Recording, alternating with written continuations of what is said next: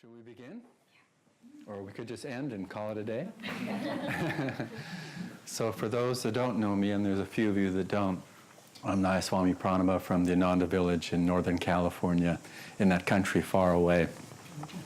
So this workshop is one on the chakras, and I think most people have heard about the chakras. It's referred to even in public dialogue at this point in time, but and because of that, there's a lot of confusion or misunderstanding or misrepresentation of what the chakras are. So we will hopefully get to a point where we're understanding what it's about, but also have some experiences.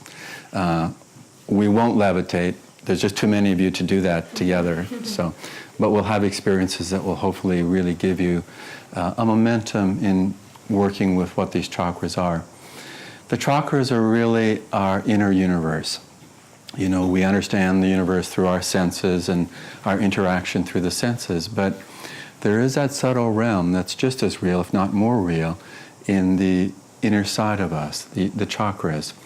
The word chakra simply means a wheel or center in that way.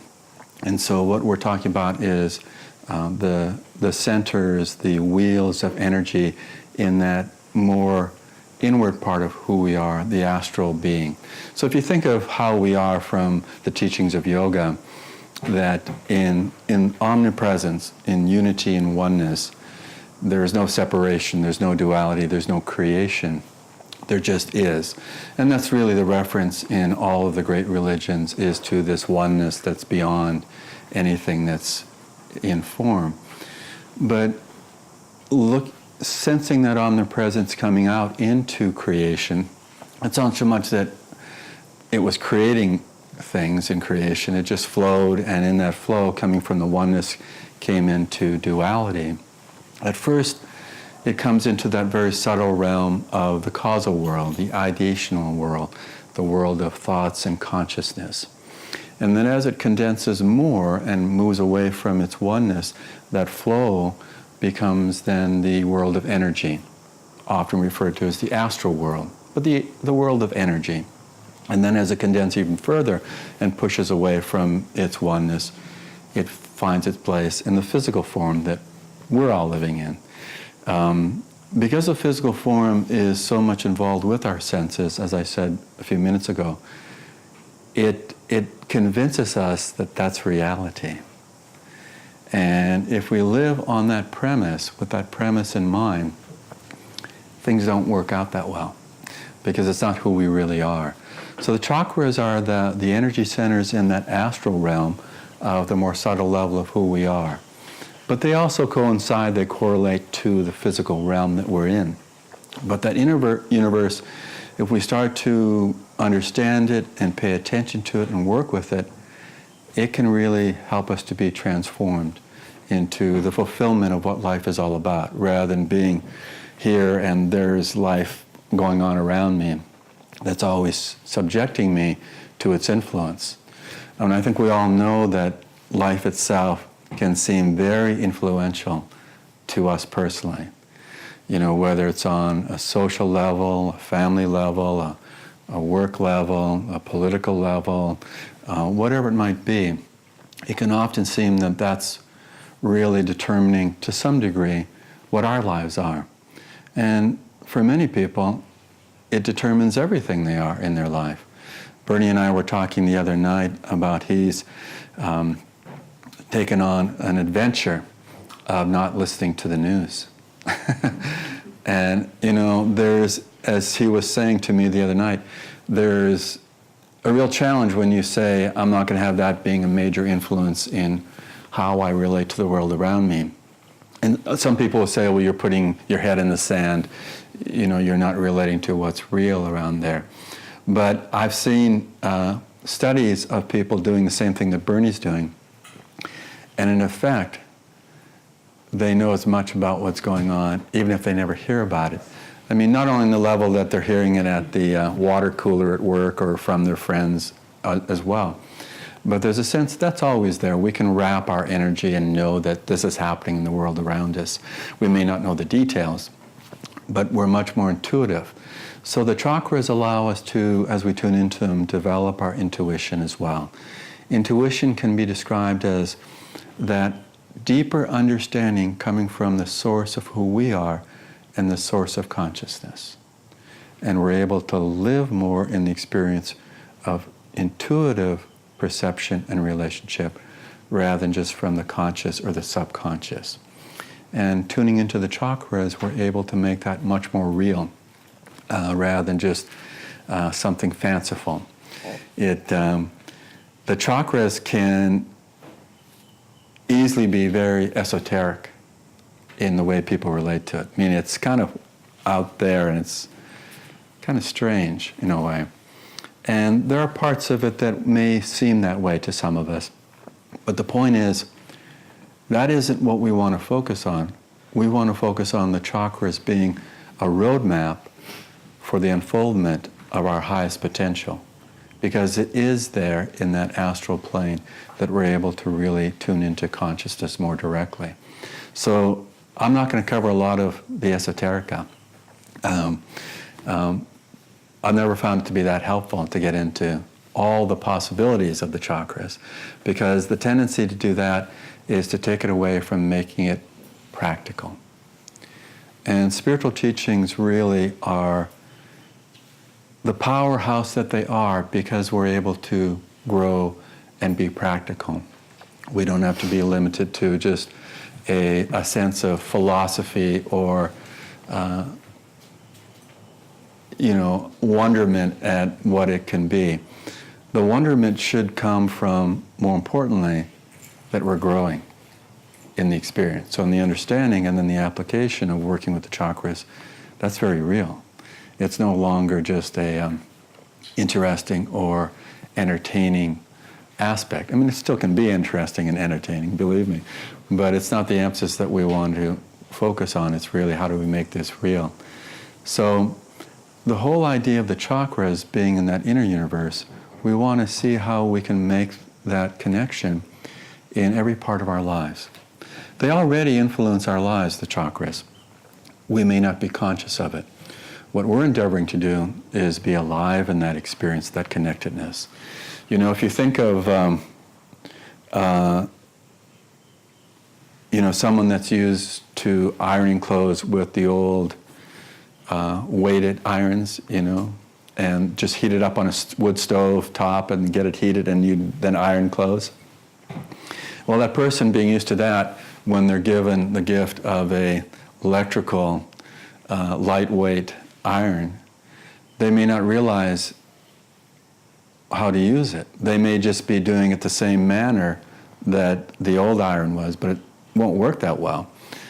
They need to plug it in. They need to really use it in the way that it's taught. In a way, that's what's happening for us in understanding the chakras, that we're not going to necessarily leave behind the old us. We're going to just open up greater possibilities that expand the us that we are, so that we're much more expanded, much more aware, much more integrated in our experience of day-to-day life.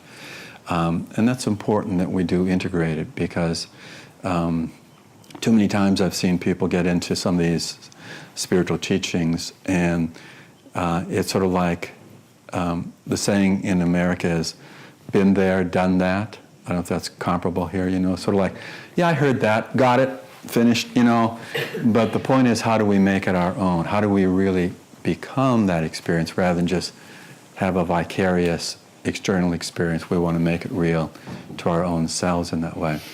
So, you want to do an experiment? You have to say yes, by the way. So why don't you stand?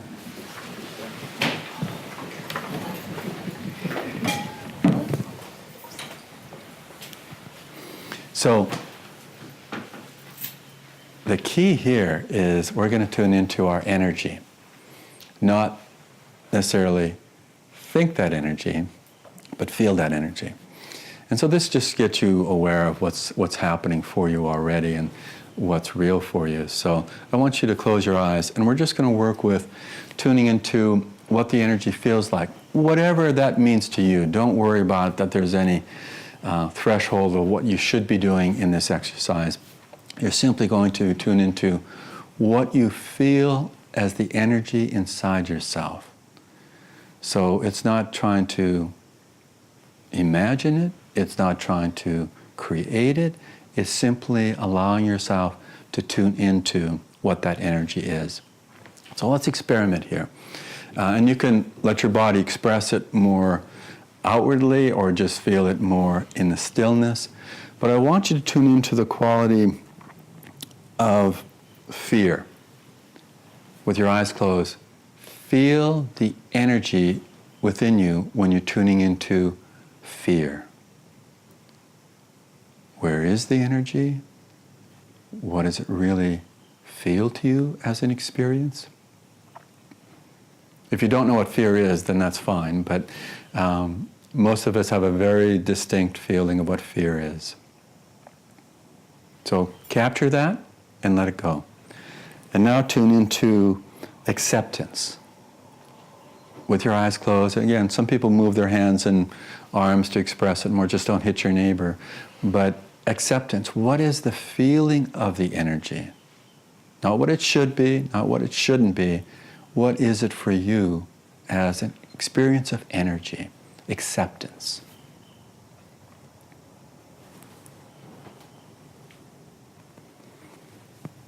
Okay, let go of that. Tune into the experience and feel it of frustration.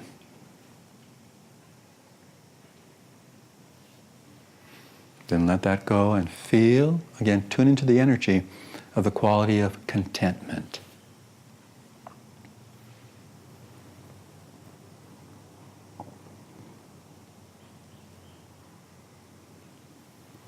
And let that go.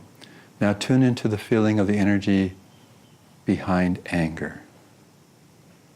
We won't hold this long, so. And let that go.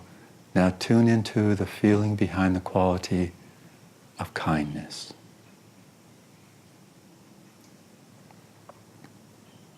Okay, you can open your eyes and you can be seated again.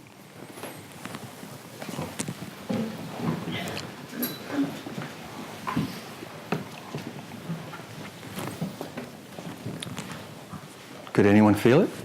The difference? So taking one of the couplings, fear and acceptance, what was the feeling of that energy of acceptance? Uplifting. Uplifting. Fear? No, I thought you said... The quality of fear. So let's go with fear. Fear. Contractive? Yeah. So how did you feel it? I mean, literally, how did you feel it? I felt butterflies right through here. Yeah. Yeah. I shadow breathing. I felt my breath was tightening. Yeah. And pounding sort of heart. Yeah. Yeah. It was going through my nose. Yeah. So, could you feel it as energy, though? I mean, okay, because it's not just a thought that this is fear. I mean, it really invokes that in you. And so acceptance? That was the uplifting bit. That's the uplifting. And it was open. Open? Yeah, expanded. Was there a sense of energy flowing one way or the other between fear and acceptance? Acceptance was moving up and out. Yeah. Contracting was going down. Yeah, and when we did frustration and contentment, frustration, was it Contracted. tight? Yeah. Just sitting in your car during traffic, you know what that feeling's like. And then with contentment? Clean, open and expansive. I felt that calm, relaxed. Calm. Yeah, calmer. So you feel that energy in that way. And then the last one, sometimes when I do this with people and people do anger, it's kind of, you feel an intensity in the room. I didn't feel that today, but with anger, well, what was really going on for you in terms of the energy? Hot. Hot? It's a crushing energy for some people. It just feels that way. And then the opposite of that was kindness. What was kindness for you? Did you feel anything? It was warm rather than hot. Interesting. Yeah. Yeah. Interesting that we have a barometer built within us that if we pay attention to it, it's remarkable. Because again, we often feel that we're imposed upon by life circumstances. As I said, you're stuck in traffic. Remember, that traffic is a neutral situation in terms of you. You can make it experience of acceptance or frustration. I mean, it really has nothing to do with the traffic. It just is a way that you're interpreting the experience. Now, most of us will be driven towards frustration, I'm sure. But the point is, once we tune into the energy, rather than just this vague sense of the traffic jam, we can choose. I mean, so many people feel they cannot have a choice in their day-to-day lives. You know, they're pushed this way, pushed that way. But really, once you can tune into the energy itself, it's remarkable. That choice becomes so much more apparent. It becomes real to us. It isn't imaginary, it's not just an affirmation. Affirmation is important, but here you're really shifting what can go on. I mean, think of this. This is an interesting story. That have you ever visited New York City? Anyone been to Manhattan? Well, my wife and I went last April, and that was the first time she'd been there. I'd been there a number of times, and we took a lot of the subways in Manhattan. And it was close to rush hour when, you know, they were packed. I mean, literally. You'd take this number of people and put it in about a 3x3 space, and that's what was happening on the subway. But let's imagine you're in that kind of situation. And, you know, you're jostling, you're tight, you're holding onto the thing, and you're kind of just being jostled around. And someone just elbows you right in the side of your rib cage. And you're about to turn around and just give it to this person. And when you turn around, this person has a cane and he's blind. Almost all of us stop the momentum of going to yell at this person. But nothing has changed, except our perception. But the reality hasn't changed. It's only our way of looking at it that we're willing to say, oh, this person, because of his blindness, I'm not going to yell at him. But why don't we make that choice if it wasn't that situation? Because we feel we don't have a choice. The reactive process tends to take over, and we feel lost kind of in the background that's just, again, intruding on us, imposing on us. So what we want to do is tune into that energy in a number of different ways. And this is really the healing process of tuning into the chakras. It creates both general healing energies as well as more specific ones for each one of us, depending on the challenges that we face. So we're not going to go into your personal challenges unless you want to make this into a different class, but we're just going to talk about more general ideas of individual challenges in that way. So, but was it useful to go through that? Yes. So, you can just really, use this as an exercise that the moment, take one of these and feel, maybe you've got a tendency towards, fear or frustration or anger. And just pay attention when even the little seed of that starts to sprout. Tune into the opposite and see what the energy is. Because again, as I said, we're built with this internal barometer that shows us what's happening with that energy flow.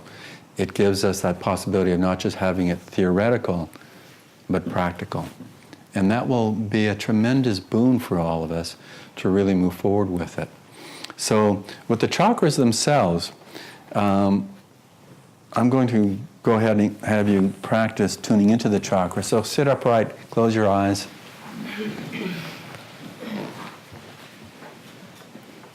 So we're going to use the physical part of who we are to help orient towards that astral spine where the chakras are, where the energy is. So the first chakra is at the very base of the spine, so where the tailbone is, in that area there. So I want you to squeeze the anal muscles, is the physical part of it that's there. Squeeze there and hold Feel as if you're drawing the energy to that point, and then relax there. And feel a release from that area.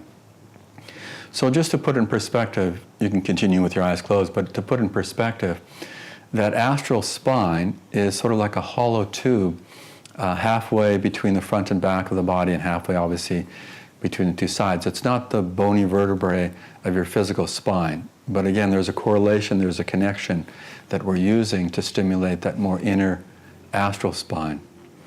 So the second chakra, the first chakra is called the Muladhara chakra, or the coccyx area. The second chakra is about 1.5 inches up from that base of the spine, opposite the sexual organs. So if you tighten and tense the sexual organs, go ahead and do that. Feel the energy in that second chakra. This is the Swadhisthana chakra. And then relax there, so the sacral area of the spine. And release that energy. Then bring your awareness to the navel area, the lumbar part of the spine. This is the Manipur chakra. So with a quick thrust, draw your navel back into the physical spine. Feel that tension as the heat there, as you hold it. Become aware of the energy behind the physical part.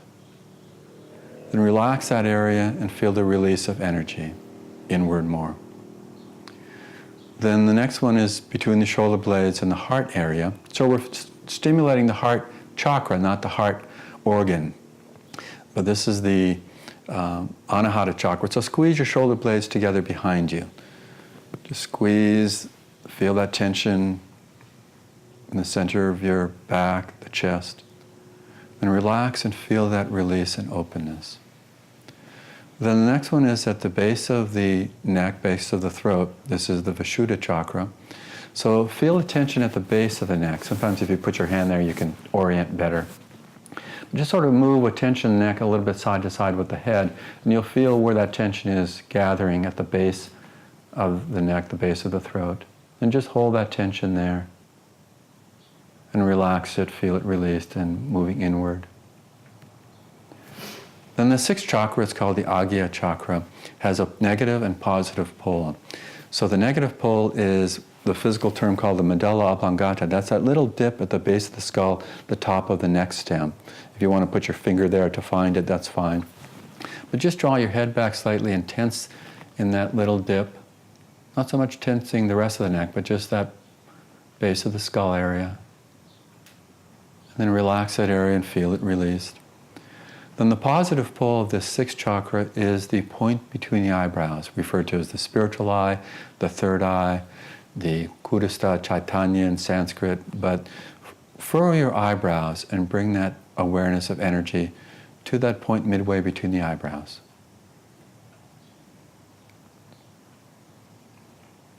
And then relax. And you can open your eyes. So there are 7 chakras. The 7th chakra is the top of the head. But it's said that we don't really work with the 7th chakra. We need to open the 6th chakra at the point between the eyebrows to allow that to come into openness. So could you feel a sense, at least physically, in the area? As we tune into it even physically, we start to become much more succinctly aware of the inner energy of the astral spine, because we become accustomed to it. It's more real to us in that way.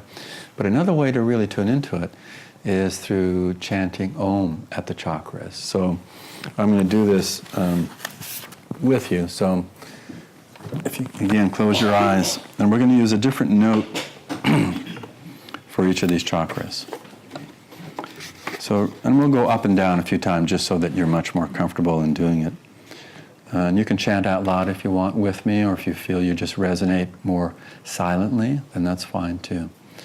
So tune into that base chakra at the very base of the spine. I don't want you to tense the chakra as you do this. I want you to stimulate it more from vibration, from sound, chanting Om.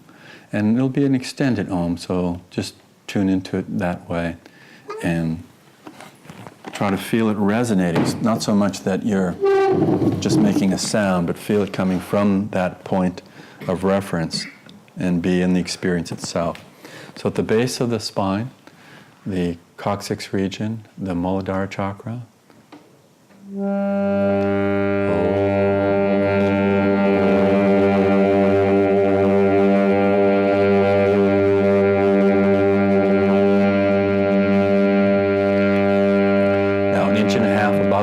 opposite the sexual organs.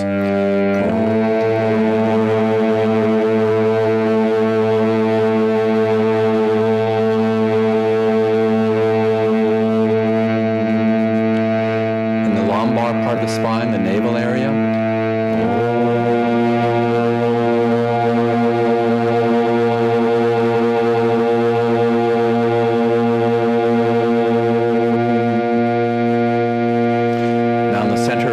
Center of the chest, the Anahata chakra.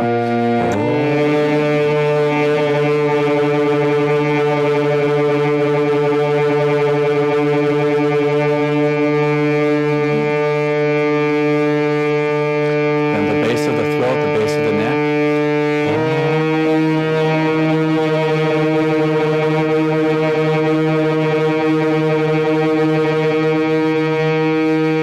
At the medulla oblongata, the little dip at the base of the skull.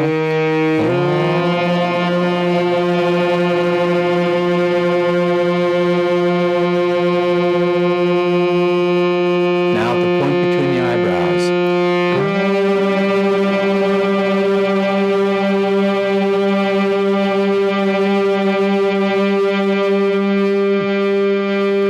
Now let's go down, starting at the spiritual eye, chanting Om again there.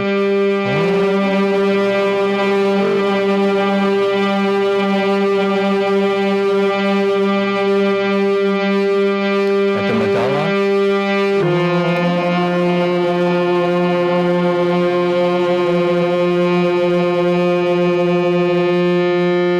The throat chakra.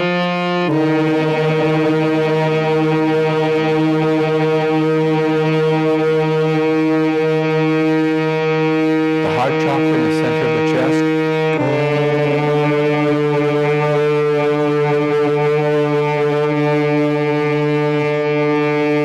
The navel chakra.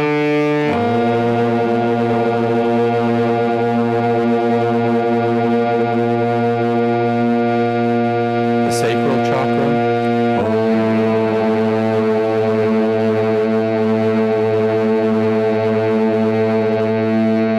The base of the spine.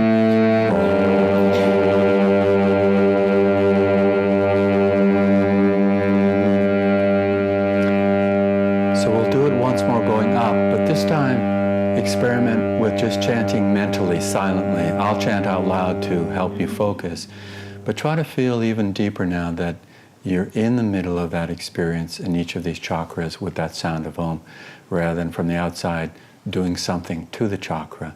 Feel deeper and deeper that you're resonating from its own center. So just silently, mentally chant Om as I'll do it softly out loud. So at the base chakra,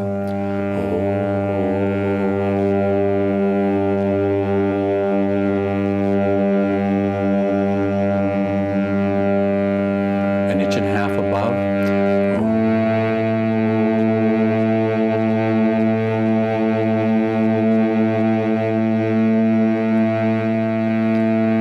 The navel chakra.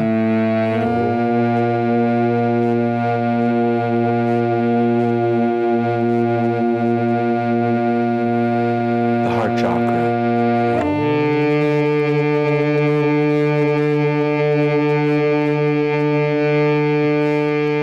The throat chakra.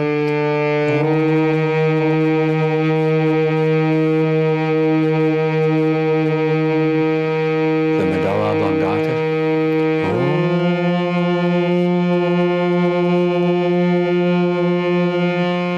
The point between the eyebrows, the spiritual eye.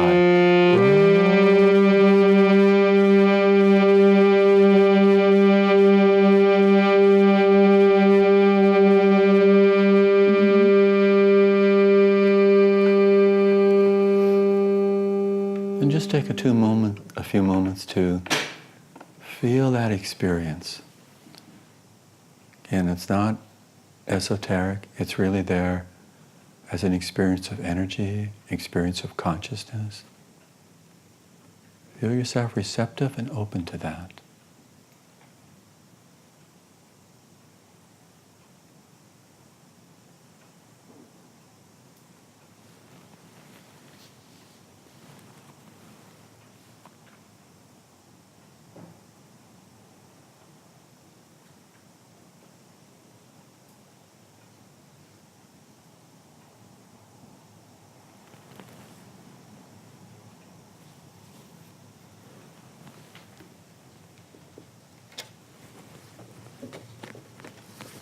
Now just remaining seated, let's go into the same exercise we did before of two opposite qualities. And tune into, and see if it's different from tuning into the chakras, tuning into the vibration. Just be in that deeper awareness. And tune into what the feeling of energy is with the quality of grief. What's happening with your energy? Where is the flow of that energy when you feel grief?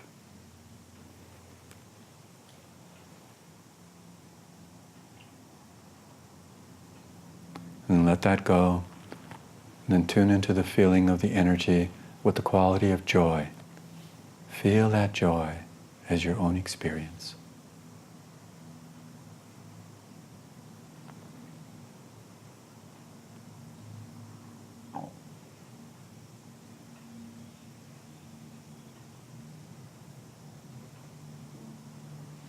And then you can open your eyes.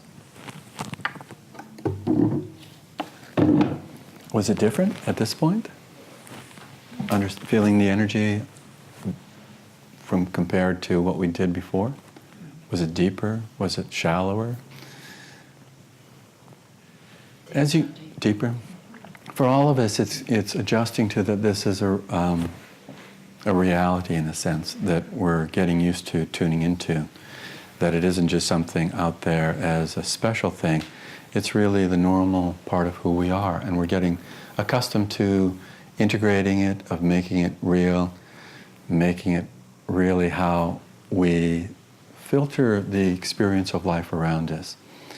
We always have the choice of choosing how we experience life, no matter how it seems otherwise.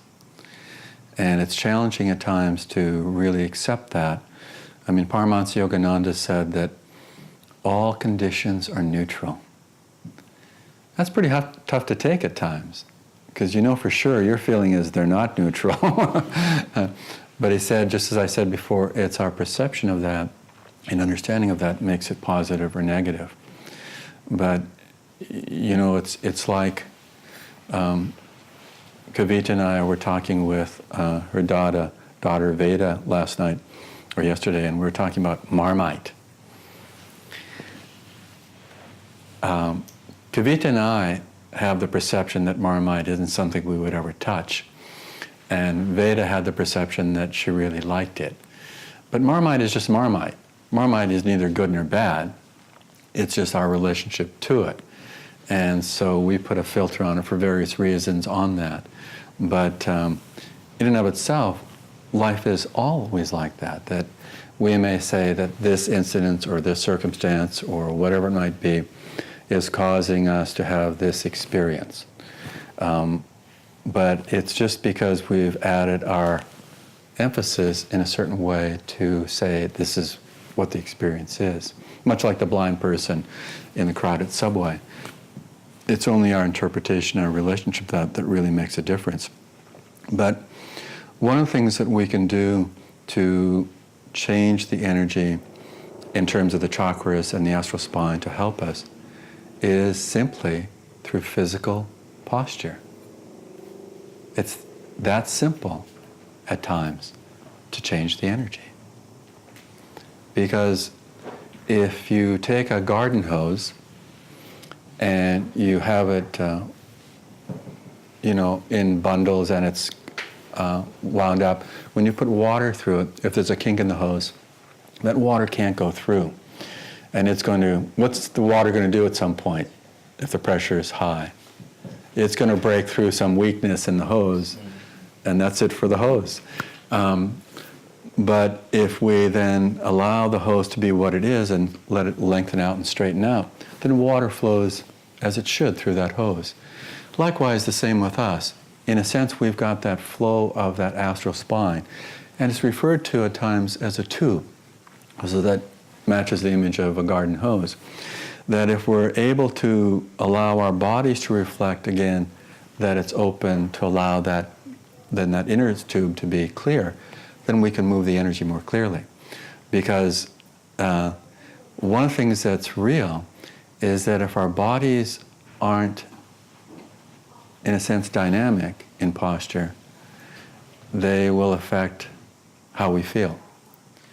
Because if you're just going to, and if you're hanging out and you're kind of down like this, it's much easier to buy into a mood. But it's very difficult. I mean, just sit up a little bit more than you are. So your chest is open, the shoulders are relaxed. You feel that your chest, in a sense, is floating up. Don't push it up with tension, but just feel it floating up, but the shoulders are relaxed down. The neck is easily extended up from the shoulder base.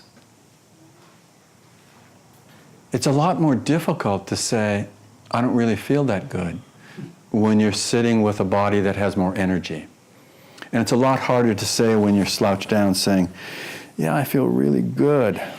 It's like the body itself reflects this inner energy of the astral spine with the chakras, and what we're able to do then is say, then how do we use it as a springboard to get moving in the right way with momentum? That's why in meditation, Yogananda said, a bent spine is the enemy of self-realization. Interesting concept. That, if you're not open in that way, you can't really feel the energy flowing as much. But just think of, you're standing in line at, what's the supermarket store called? Countdown. So you're standing at Countdown waiting to buy Louisa plums, even though you know Arun's got 1 million of them. But you're just standing in line for the checkout, and there's several people in front of you. Well, you can stand, in this kind of way, which really starts to feel the energy heavy.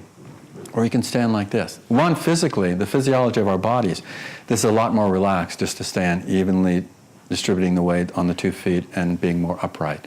I mean, literally, the physiology of it works for you if you stand correctly. And if you just stand like this, the body starts to sag, you get that compression in the lower back, everything works against you. So just standing creates then a flow of that, like the garden hose image of the energy being able to flow more. So being conscious of what we're doing creates an energy shift that opens the possibilities. It's that simple on one level, and then we have subtler levels that we can go through that. But try this. Try just slouching. It's harder for you when you're sitting cross-legged to slouch as much, but just kind of collapse over and just feel, what's going on there. And then sit upright more and just feel. Again, don't think about it so much as feel what's going on with your inner energy as well as the physical energy. For some people, you can open your eyes. For some people, it's dramatic difference. For other people, maybe not so much. But one of the things that our Western cultures have developed is pretty much every chair we sit in is well developed to give you bad posture. Pretty remarkable, eh? They've done a good job of putting you in bad posture. Nowadays, for the last 3 decades or so, there's alternatives, from, in America, there's a whole chain called Relax the Back stores.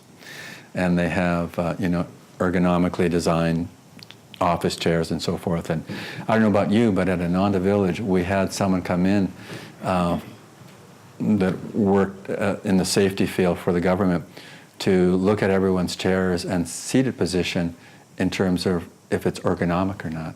And it was a real difference for some people. But just the energy of sitting even all day, slouching, can create physical distortion, but certainly energy distortion. And that's when we get into a mood. We're at the end of the day and we're just sort of collapsing because life's been tough that day. But life can be challenging and still be rewarding. I mean, indeed, that's what grows for us the most, is when life is challenging and we're able to really then shift it into, this is the gift, not the problem, that this challenge is happening. This is how I'm going to grow. But just the simple thing of using your body language. We know about body language. And if we can just tune into a deeper sense of relaxing into good posture, we've gone a long way to creating, what's possible for us. Do any of you do downhill snow skiing? New Zealanders in the South Island must, right? And the well, anyways, the idea behind skiing, because I grew up in Canada, so obviously I skied, but when you're skiing downhill, I mean, the way I learned skiing was that I did cross-country skiing, you know, where you're just going on level ground. But then I'd always get into saying, let me do downhill skiing in my cross-country skis, and that wasn't so good. But at one point, in rural Quebec, where I was living for a while, our closest neighbor was this German person who built his own ski resort.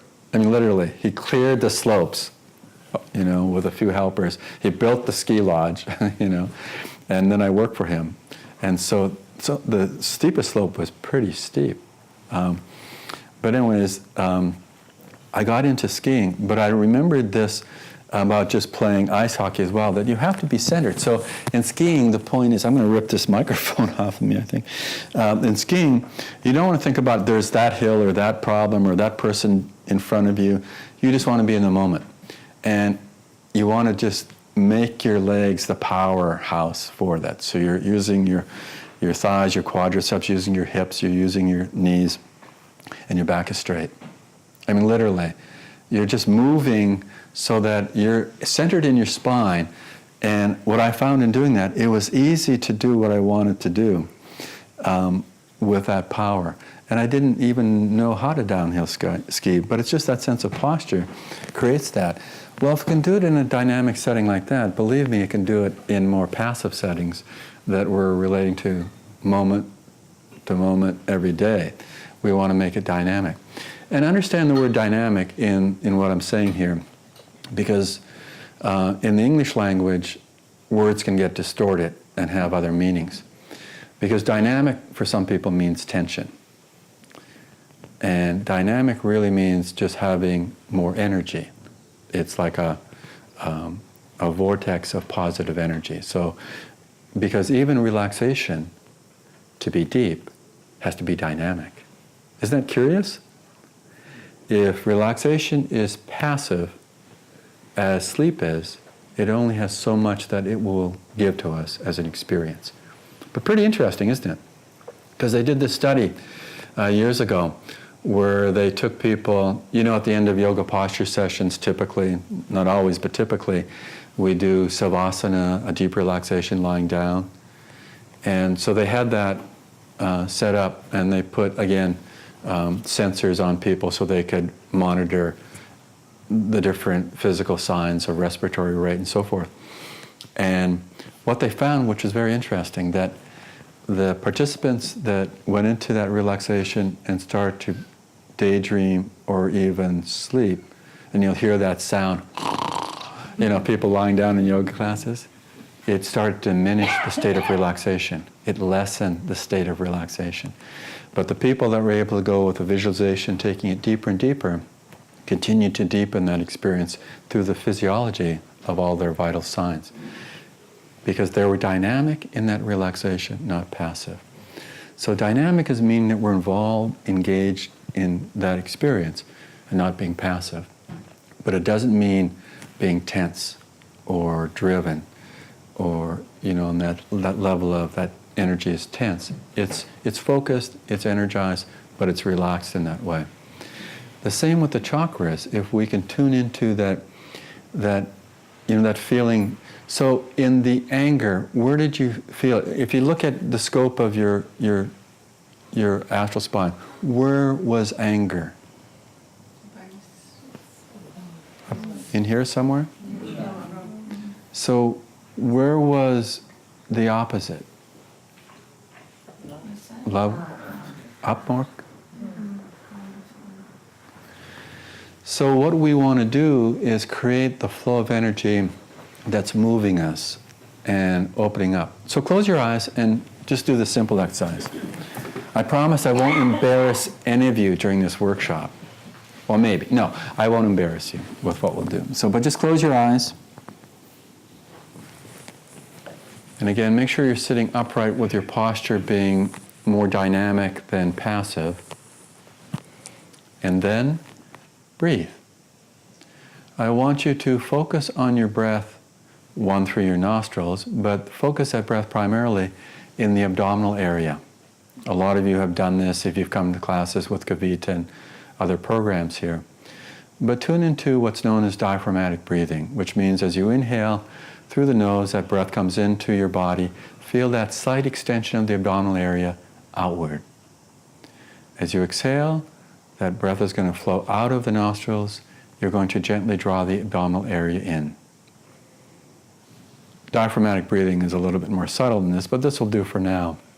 But just tune into that breath in that way.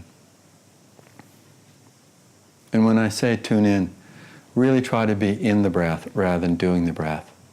Feel it as an experience that you are at the center of.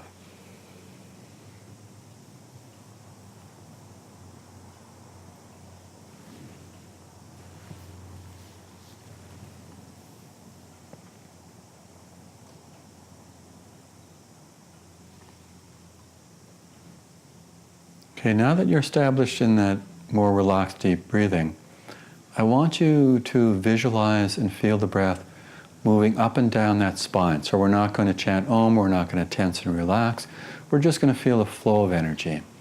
So as you inhale through the nostrils, as you expand the abdomen, feel that the breath is flowing up that spine. And as you exhale, that abdomen is going to be drawn in. You're going to feel that flow of energy moving down the spine. As if it's a cleansing exercise. Feel that breath moving up, bringing in new vitality, new energy, opening up to that possibility of expansion. As you exhale, feel that you're releasing, letting go of the challenges, the tensions, the obstacles.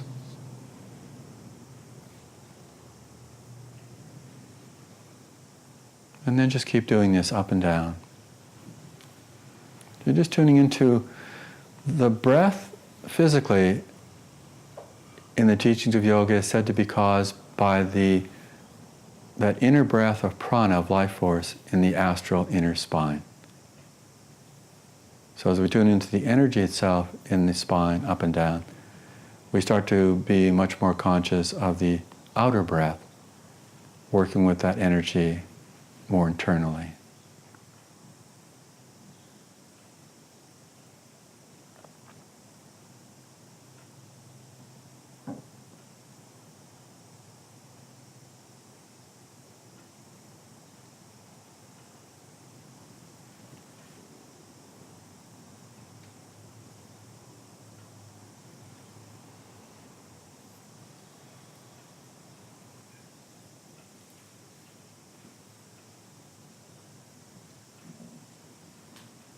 And then just relax after you've let the breath flow down at the final time. And you can open your eyes. So I was going to do something standing with you, but I think we're too crowded. But I'll just show you, and then Kavita does this in her classes. But the full yogic breath standing is a wonderful way to feel it more powerfully, what we just did seated. But as you exhale, you tuck your chin down. You exhale, let the hands float in front, let that energy go down. Then as you inhale, feel the hands brushing the aura, bring the energy up in that vital, new positive energy, offering it up.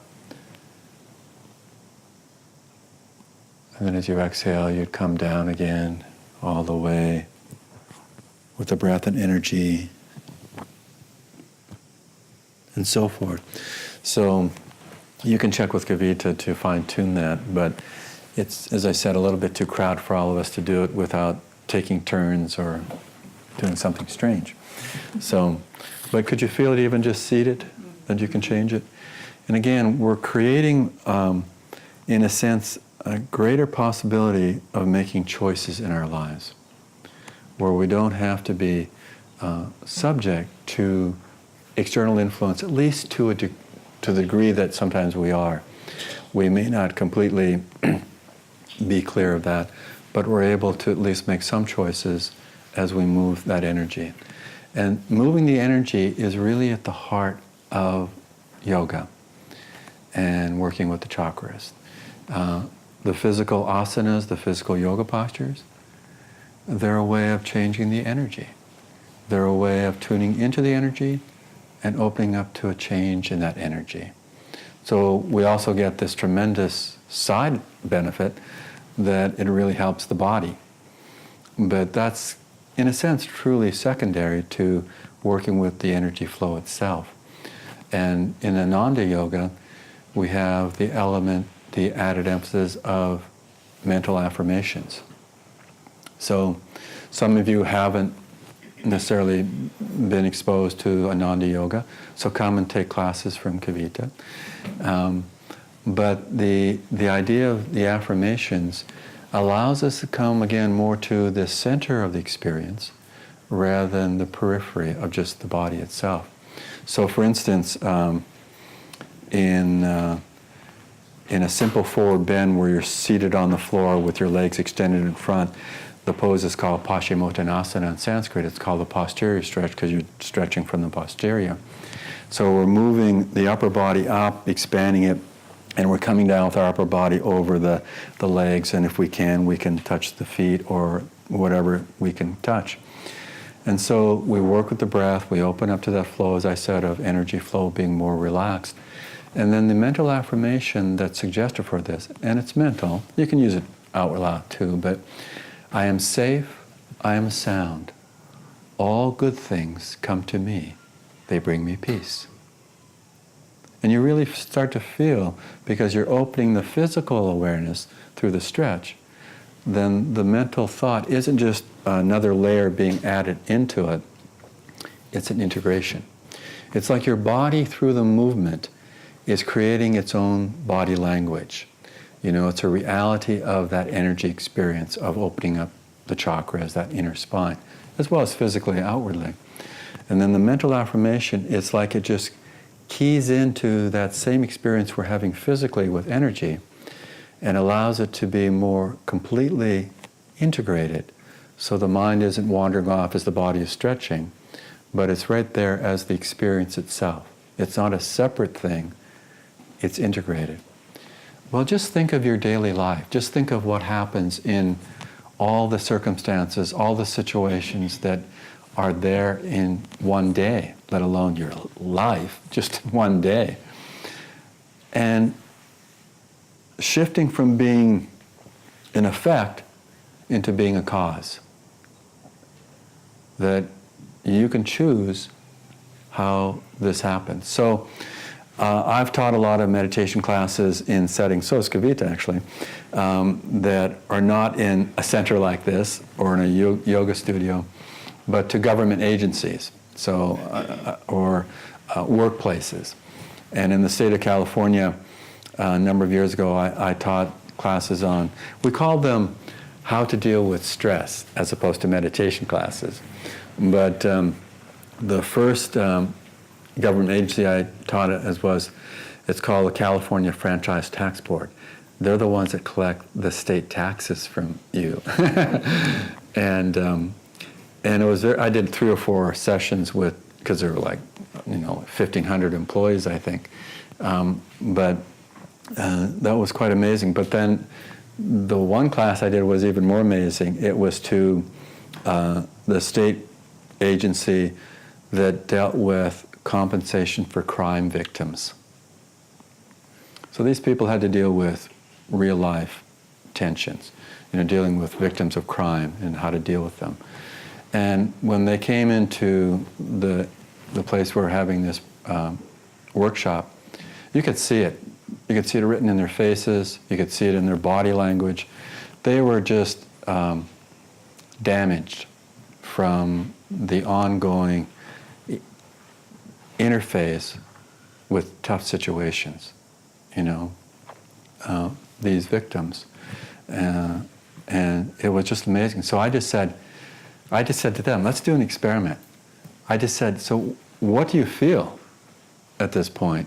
And what's your breathing like? Because the breathing became more real. When you say, how do you feel? As we just experienced, it's sometimes a little bit vague. But I said, what's your breathing like? And so they paid attention to it. And so then I walked through just simple steps of posture, correct breathing, focusing on things. And at the end, it was about, I think, a 50-minute class. I said to him, so second part of the experiment, How do you feel now? What's your breathing like? And it was like a veil came off of their awareness, and they said, wow. It was just like that kind of response. Wow. So I said, the assignment though is to remember what we went through, and I gave them handouts, but to really go forward. And I followed up on a few of them, but I just didn't have the time to continue doing that with them. But interesting how it became so apparent. I mean, in a case like that, it was so radically different because of what they're dealing with, the tensions emotionally in their lives with dealing with their jobs, and to where they arrived after a brief time. It was remarkable in that way. But it's changing the energy flow. And what we can do then is change that in terms of the different chakras. Because the chakras themselves, these energy centers in our astral spine, have qualities to them. And one way to think of it, there are many different ways we can relate to the chakras. Colors, sound, but qualities is one that we can get a handle on. We can actually then use in a pragmatic, practical way. And there's one way of describing the chakras in terms of elements. I don't mean, the chemical elements that we all saw when we took chemistry classes, but more the broader concept of elements that have been a part of spirituality forever. That the base chakra is said to be the earth element because it's grounding in one way. But it's interesting what happens when we get into that there's both a negative and positive side to these qualities.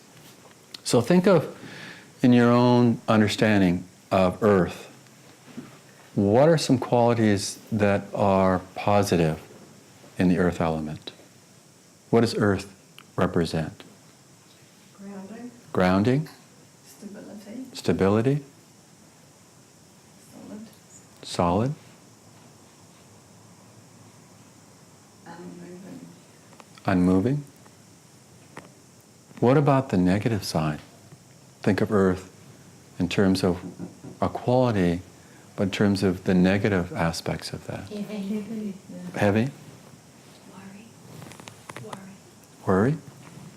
I'm stuck in a rut. Stuck in a rut. Stuck in a rut.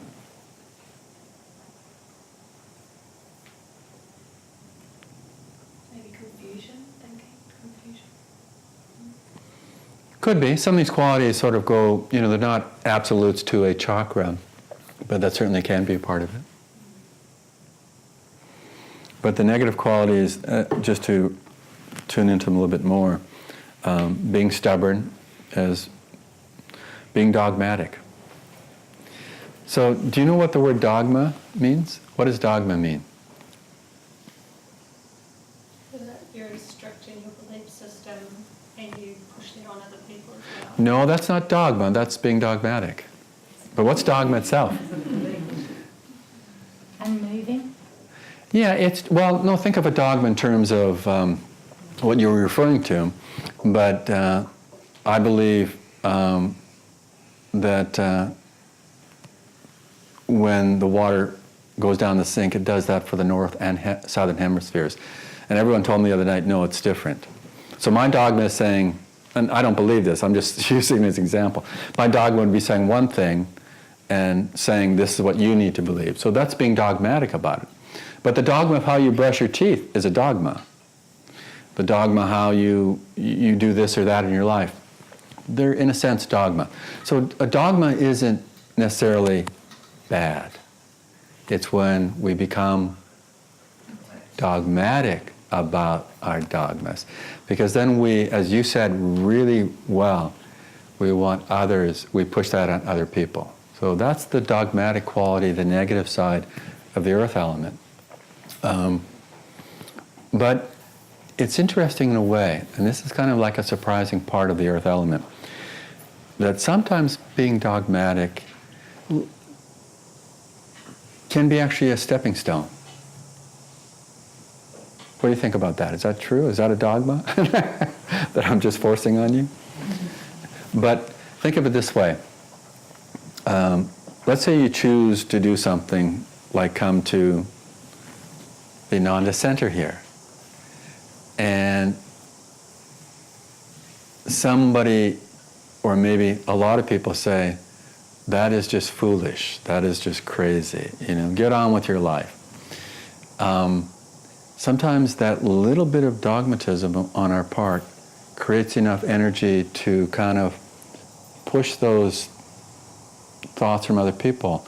The challenge is that we continue with the dogmatism of that dogma.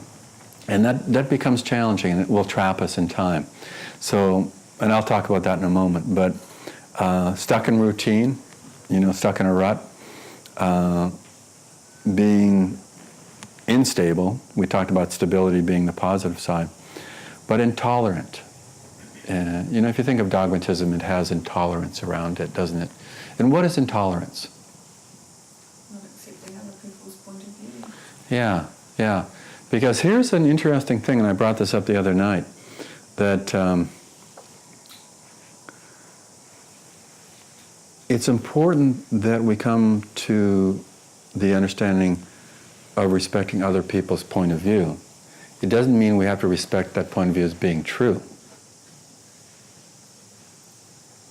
But we sort of lump it all together, don't we? We get into battles, arguments and things. But if we can have a starting point, I respect that this person has this point of view, then we don't have to enter whether it's right or wrong. We're just saying, from where that person is coming from, there's a validity, at least, to them presenting a point. Now, if we all were like that, guess what? It'd be a pretty positive, connected society and world we live in. Because we will have differences. The guarantee is that we'll have differences. Every person in this room has some slight variation on everything you think compared to the next person. So we're talking about, 28, 30 people, and you say, on this topic, well, I bet you we all have slightly, maybe minuscule differences, but we're all different. And what we're saying is, well, no, we can come to the point where we have an understanding based on respecting other people's realities. Again, not respecting their reality so much, respecting that their understanding of that reality is true for them. Because there's a saying in India that from Swami Vivekananda, who was the primary disciple of the great master Ramakrishna, he said that it's a blessing to be born into religion, unfortunate to die in one. But do you understand that? So it's a wonderful springboard to be born in a situation where there's a spiritual influence in your life at the beginning of it. But you don't want to be contained by that. You always want to be opening past the form or the description or the rules or whatever it might be. You want to be in the experience of that. So the positive sides then are steadfast determination. We talked about that a little bit. Being dependable. Isn't that interesting? Being dependable. How does that work? What does being dependable really mean? Not letting anything down. What was it? Loyalty. Loyalty? Keep your word. When you say you'll do something, you'll do it. Yeah. Yeah, I live in a country where someone in office has a difficult time with that. Because dependability creates a connection with people. It allows people to feel confidence. It's interesting, you probably have the same usage here, that the word con man means confidence man. So it's using it in a negative way. You're conning people, you're tricking people by making them feel confident. What we want to do is make one another feel confident that our highest potential can be always there, opening up. So we're not trying to say this is what you need to do so much as these are the possibilities. And when confidence comes with that, then we also have qualities like courage and calmness that happen. And there'll be parts of the other chakras that we'll talk about.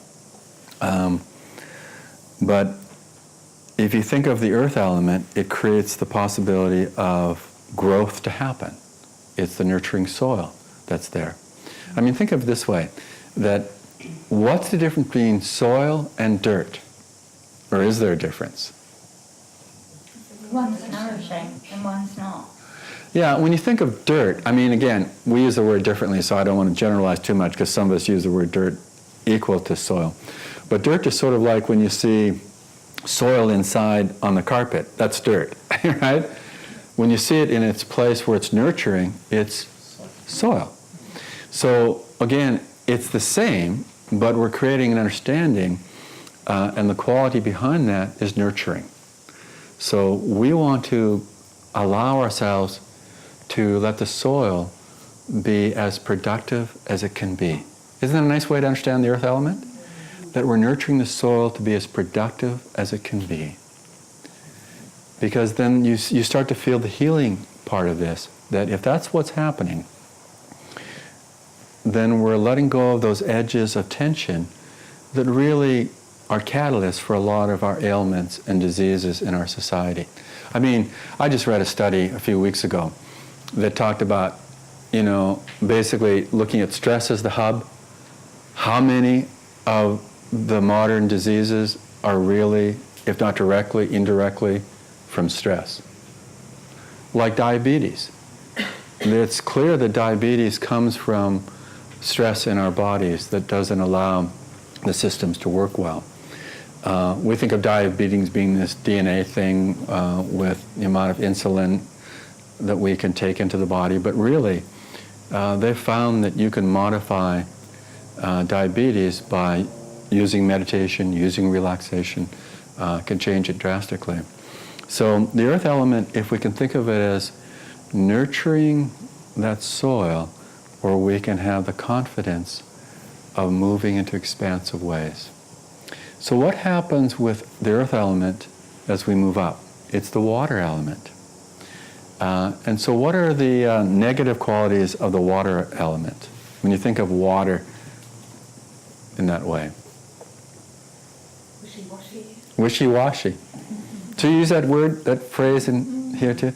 I always thought it was a weird thing, wishy-washy, but it actually describes this really well. Yeah, wishy-washy. And what does wishy-washy mean? Yeah, neither here nor there. But the other way that you can understand, if you think of the water element, it's lazy. It's not focused enough. But other negative aspects of the water element? Thinking fickle or changeable. Changeable. Directionless. Directionless. That's actually a real good way of understanding it. Lack of integrity. Lack of integrity, or being shallow. You see that in people. They're just sort of bouncing around. I was using this imagery the other day, the other evening here, that if you think the game of football.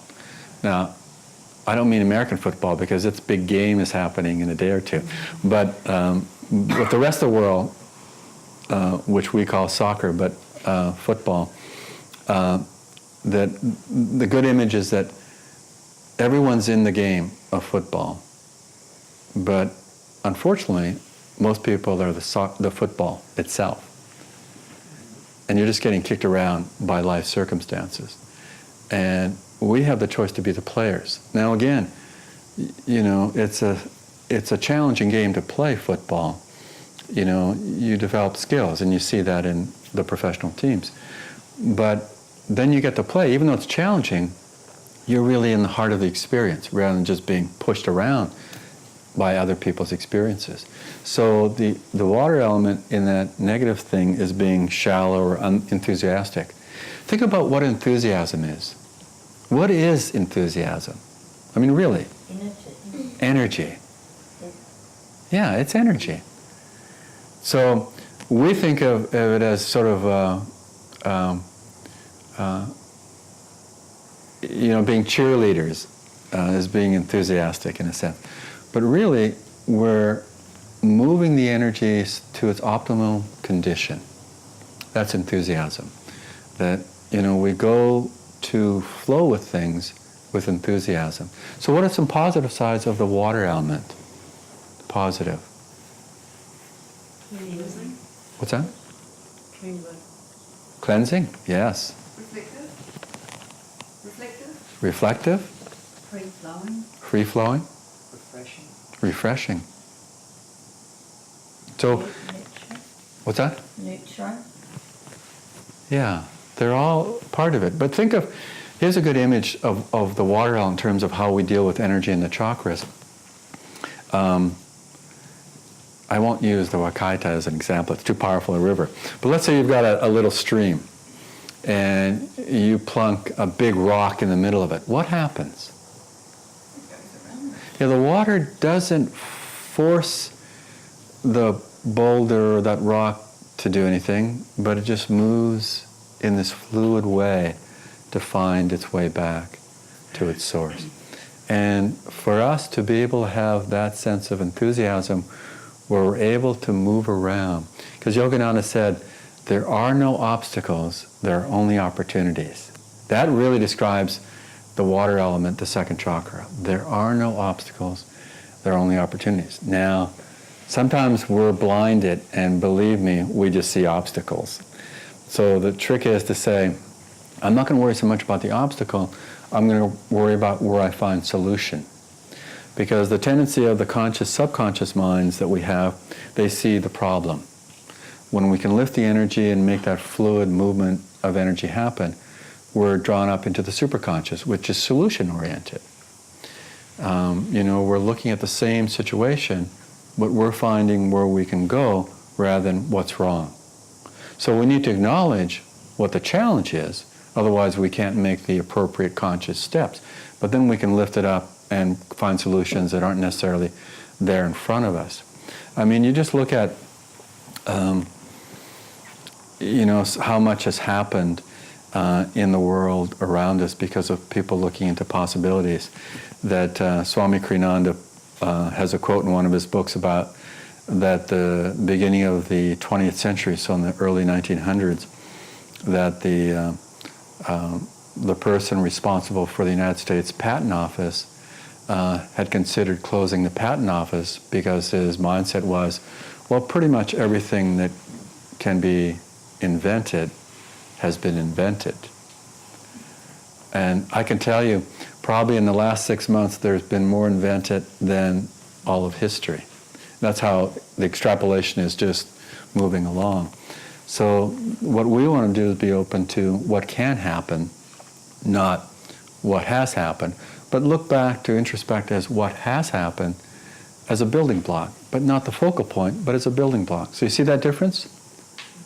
Because if it's a focal point, it will bring us back in that.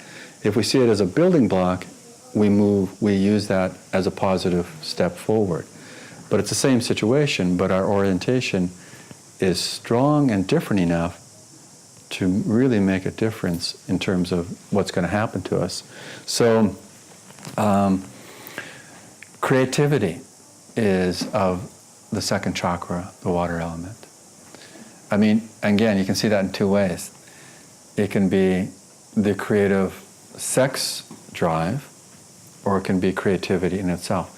This is interesting, at least, again, I can't assume too much because English is used differently in different countries. But when I've asked people to give me a description of what creativity is, you know what happens almost always? They're talking about the expression of creativity, like painting. But that's the expression. It's not creativity, painting. That's the expression of creativity. So, what is creativity? Imagination. That's still an expression, but a good subtle part of it. But what is creativity itself? I think it's your soul moving through you. Yeah, it's the consciousness that's in us that will find its expression in imagination or whatever art that we're involved in or whatever we're doing in life in every moment. But creativity is that essence of the flow of energy and consciousness. Isn't that interesting? So once we tune into that, all sorts of possibilities can happen. I mean, we may have an inclination to being a painter or a gardener or a parent. But again, creativity is the living experience through all of the expressions. But interesting, that difference, isn't it? That creativity is that, and then we have the expression of that. So being resourceful, opening up to the resources that are possible, both subtly as well as outwardly. Being graceful. Grace? Your Grace? So be like her. But being graceful. That, when we move our bodies, if we think of the water element, there's a flow. That's that gracefulness in movement. And if you ever endeavor to do any, sport or anything, you tune into that. That is, as you get better at whatever you're doing, playing tennis or whatever it might be, that there's more grace, there's more gracefulness involved. Much like what I described, the downhill skiing, is that you're tuning in from your center, and that's the water element, being able to flow.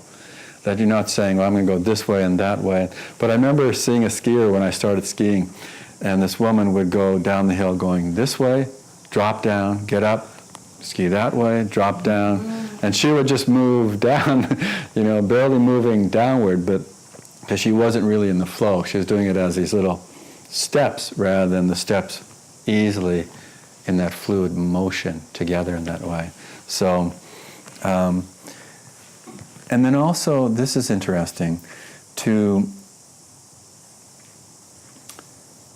be intuitive is really part of the second chakra. Remember what I was saying before about intuition? Intuition is really the sense of knowing from your center what's trying to happen, rather than trying to just think it out. Now, your intellect, your brain is going to be the tool that will come through, but it's more than that. I don't know if you've ever read the life of Albert Einstein. There are several good biographies, and I can't remember their titles now, but he talks about when he tuned into the theory of relativity, that he was he didn't call it meditative, but he said he was in this mindful trance. I think he said it was an inner trance. And then the theory of relativity kind of came to him, it flowed to him, rather than he was thinking out. Then it took him years to have the wherewithal to put it down in a way that could be explained to other scientists. But in and of itself, it came as an experience. Or if you think about the American, the autobiography of Yogi? Have most of you read it? If you haven't, read it. But you know who the book is dedicated to? Luther Burbank. You know who Luther Burbank is? He's a horticulturist. He's the one that really brought the idea of hybridizing fruit. When we talked about the Louisa plum, so the equivalent of that is Luther Burbank really started the process where things like that could happen. Obviously, he didn't do that one, but he really allowed.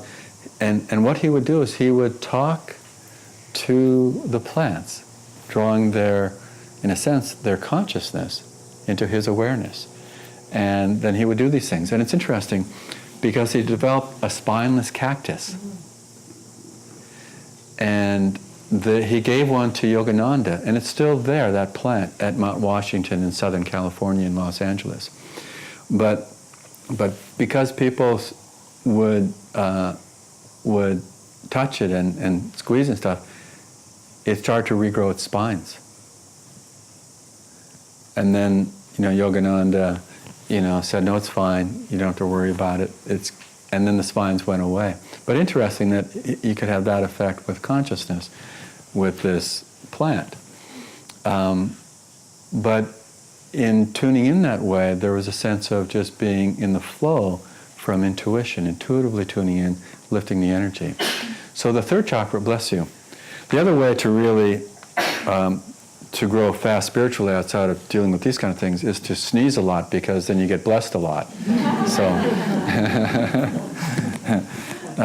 the third chakra is in the navel area, and the element is, so we had earth, water, fire.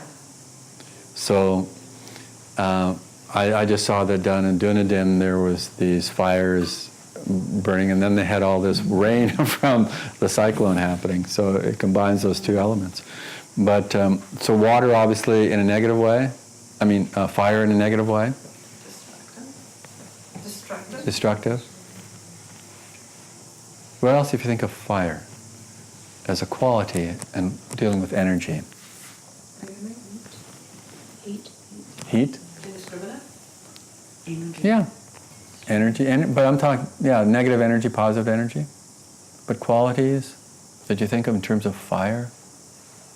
Ruthlessness. Destroying. Yeah, ruthlessness, destroying. Relentless. This is more like the dominant, overpowering energy. You know Maslow's hierarchy of needs? They're very similar to the chakras, aren't they? That you have this thing of dominating people, comes from that fire, that you want to control it. I mean, just remember the experience we had about some of the qualities that I had you feel?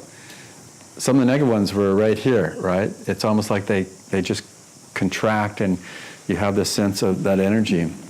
The severity of how you respond to things is coming from that fire in a negative way. You're out of control from that negative side. What about positive? Think of fire now as positive. Determination. Willpower? Warmth? Anything else? Light. Glow. Transformative. Yeah, transformative, doesn't it? When there's fire, there's regrowth always. Unless the rains come and make it a mudslide, which happened a lot in California last year. But self-discipline. So think of the word discipline. It has a lot of questionable connotation to it, doesn't it? You know, we don't really appreciate discipline, especially if it's coming from outside of ourselves. And even inside of ourselves, it can be a challenge. But what is self-discipline really focusing on? Control. Control and Self-control. self-control. But it's purifying, just like fire is purifying. That it weeds out the things that aren't productive for us. That's really the meaning of self-discipline. You know, for those that have come to classes with Kavita, she's explored with you, at least some of you, the Yoga Sutras and the yamas and niyamas. And these are qualities that actually relate in a way to what we're talking about. But so yamas means kind of the things that we focus controlling, and niyamas are things that we observe.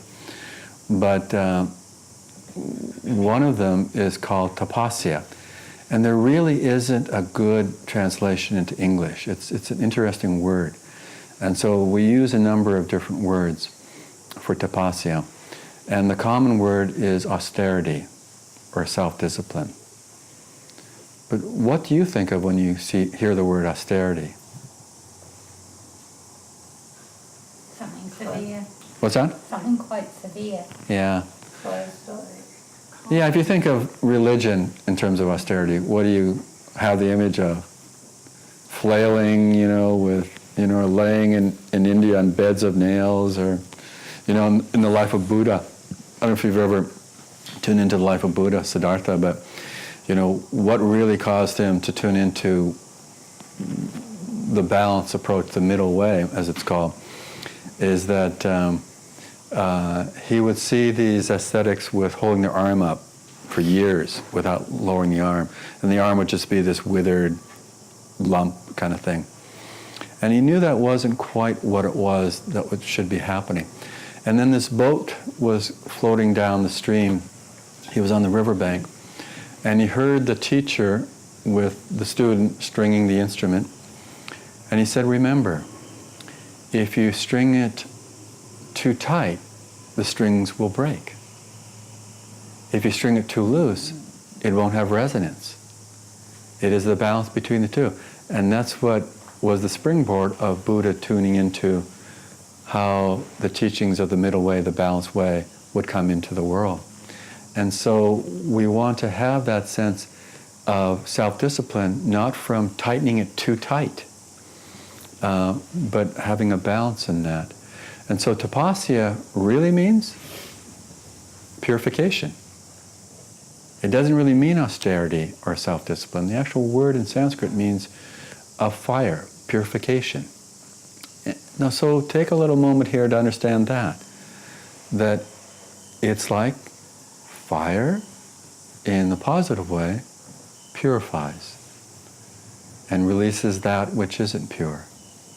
And so then self-discipline comes from more the orientation of a positive embrace of where I'm going, of focusing my time. You know, it's like you can take a fluorescent light bulb or incandescent light bulb, and the same amount of electricity going into it, if it's fed into a laser beam, the laser beam has this power to cut through even,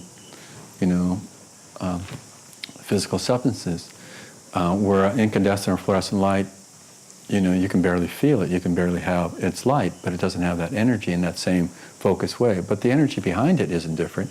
It's what's happening through the vehicle.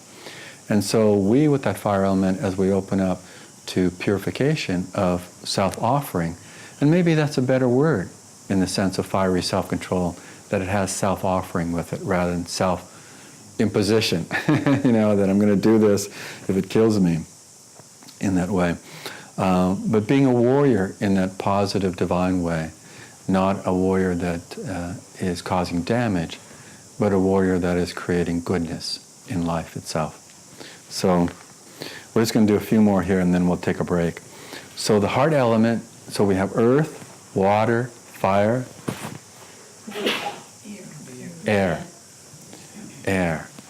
So what are positive qualities? How do we even relate to air as being positive, besides the fact that we breathe oxygen? But what's positive about air? So positive. Light. Light? Life? Love? Expansive?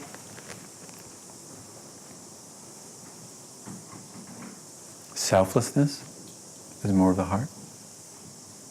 Healing is of the heart. Sensitivity. Receptivity. What is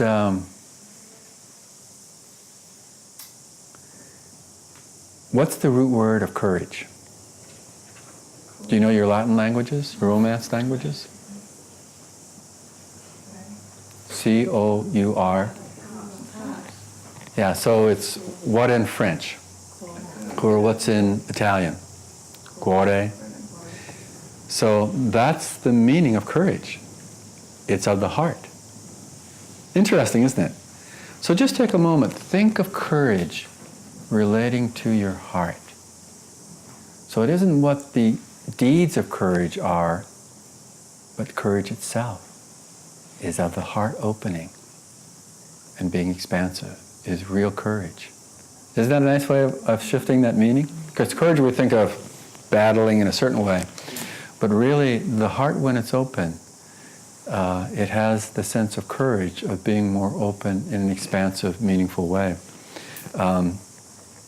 But vitality is of the heart. Prana is of the heart. But what's the negative side, the downside, when the heart has energies flowing the other direction? Anger.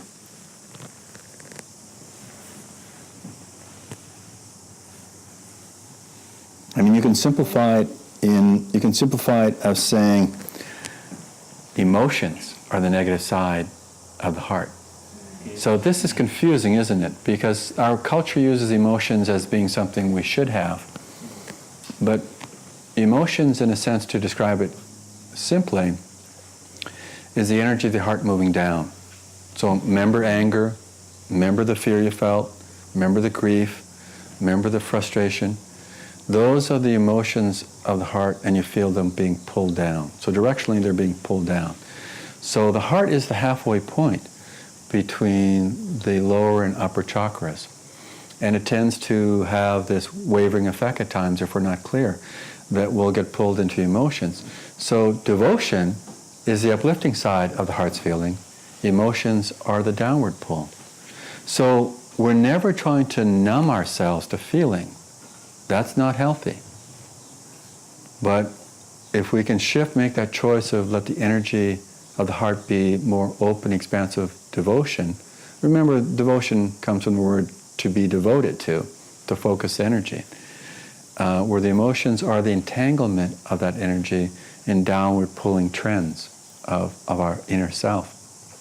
So other negative things are carping spirit. You know what carping means? Complaining. As I was saying the other night, somebody showed me this little YouTube clip of this boy about 9 or 10 years old talking about, what do you practice? And he says, so if you practice complaining, you'll get really good at it. And you'll complain about trivial things. If you practice being angry, you'll get very good at being angry when you shouldn't be. Do you practice feeling joy? Because you'll get very good at it.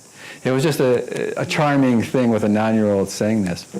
But if we can choose to be free of the carping, complaining spirit, it's not as if we don't see where things can improve. It's not like we're blinding ourselves. We're just opening up to a different sphere of influence, of recognizing, okay, where do I want to put my practice? What am I practicing? So think of love. Love is of the heart, right? And in The Wizard of Oz, who lacks a heart?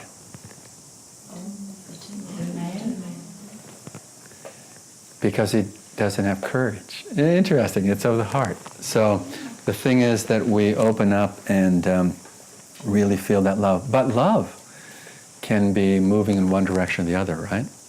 So when it moves in a downward flow, what does love become as an experience? My love, selfish. It's, this is mine. What is love when it's flowing in the other direction?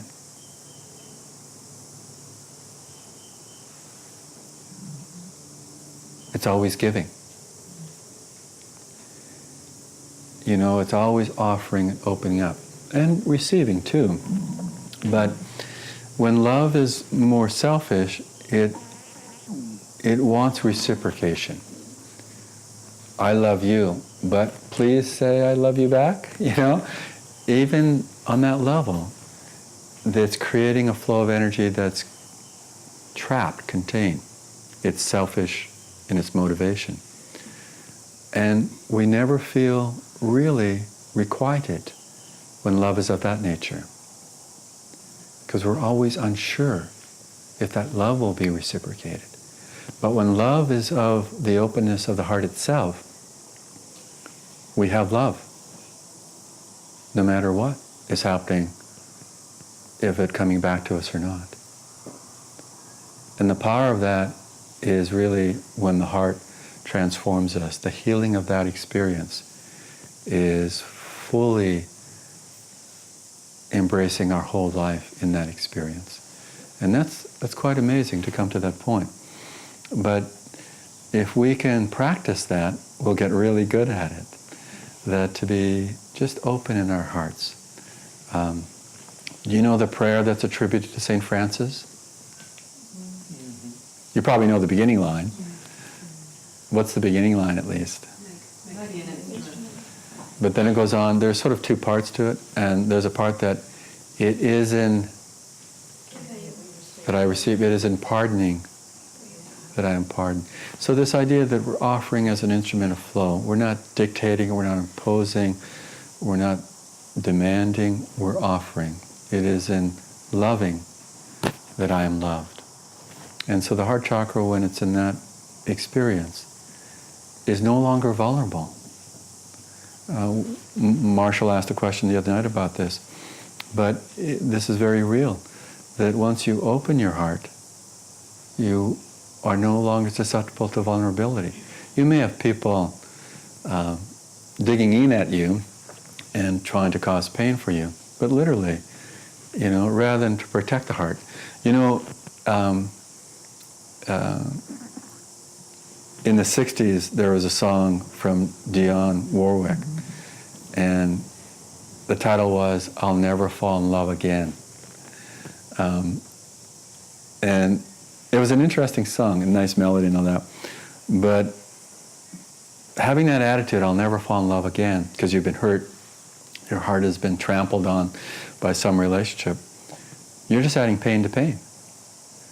Because if you protect the heart in closing down, that's even a greater pain than your heart being trampled on in the initial phase.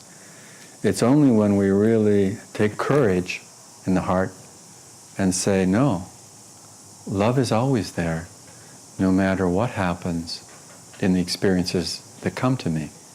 I can always give love.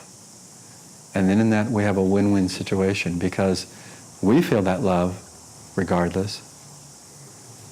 That love is going to find its way seeding the hearts, the soil of the hearts of others. It's very real. It's not just well-intended thoughts or well wishes. There's a feeling that will be transferred that way. Maybe they don't pick up on it, but we're still sowing the seeds in that way. So why don't we take a break, and then we'll come back and tune into the throat chakra, and then we'll go through an experiential thing where we really touch these things more deeply as an experience rather than hearing about them. And then we'll have time for questions and answers. So if you want to switch from how you were sitting before to another mode, now's the chance. Of course, we'll be going into samadhi, so it really doesn't matter.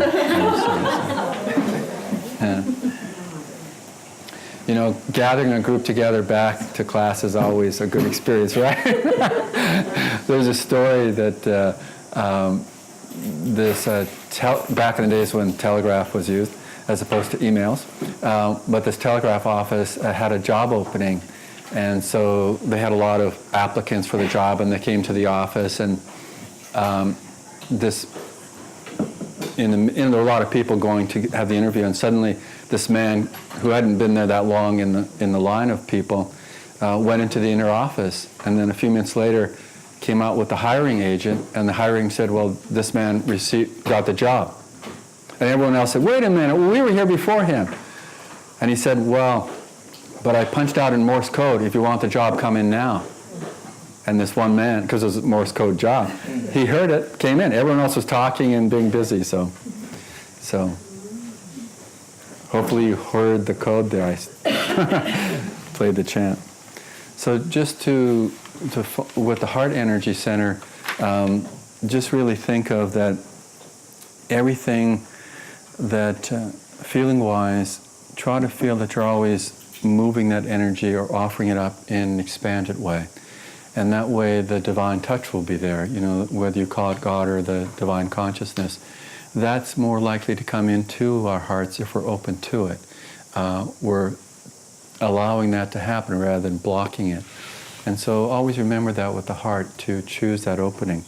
So the fifth chakra at the throat is the Vishuddha, and it's the element of ether.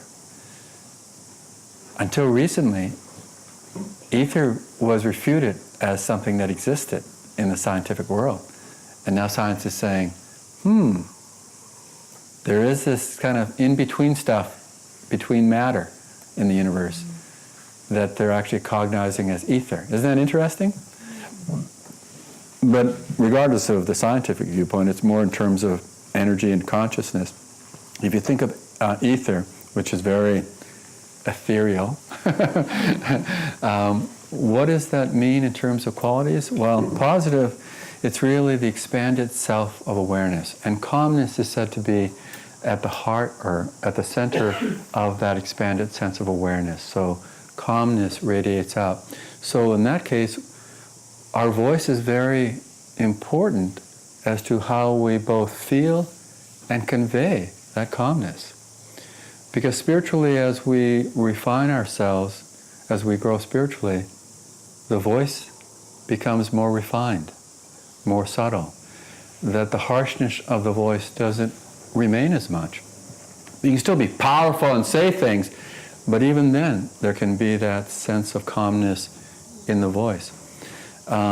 And so, for instance, when we chant or sing, which we'll be doing in a moment here, chanting with the chakras, that if we can orient that element of offering through our voice, the heart energy, the throat energy, and expand it through the spiritual eye. Because you'll sing and chant differently. Right, Shelley? Shelley does a lot of the music here with Bernie and Marie. But there's a very different experience and a different effect that happens from that. That if we're thinking that the energy of that is not just a musical presentation, but an awareness of consciousness from the heart's devotion, from the throat's calmness, through that expanded consciousness of the spiritual eye, then we literally feel a transformation, and we let that vibration go out into the world around us. So, but the sense of peacefulness, serenity, of stillness, of being unruffled is there. But the negative side of expanded sense of awareness is boredom or restlessness. Interesting, isn't it? Boredom. You know what? You probably, if you meditate, you've probably experienced times when there's no adhesiveness to your meditation. It's like it's not connecting, and you get bored. You know, this isn't working. Maybe I can do something. Maybe I can go get some ice cream. That'll help more than meditation. You know, but boredom sets in. And what is boredom after all? Lack of focus. Yeah, it's a self-indulgent behavior. You're allowing yourself not to open up to possibilities. But it has zero to do with what's outside of you. Because you can find that sense of openness and expansiveness in the littlest of things. You know, I mentioned before Ramakrishna, who was a great master that lived at the end of the 19th century, that his first experience of samadhi as a little boy, you know what stimulated it? Seeing white snow geese fly overhead. He just saw the openness and expansiveness of these birds flying, took him into ecstasy. And a lot of people see these birds and say, birds, you know. So boredom comes from when we're not engaging in the experience. We're removed from it. And everything will be boring if we aren't engaged in that experience. But we can move forward with that. But restlessness, mental restlessness, where we feel, oh, it's not working, or this isn't happening. It's again just realigning that calm, centered energy and saying, what's behind that? What's behind that experience? And also that we are basically spacey. You know, we're ever changing. We want something different.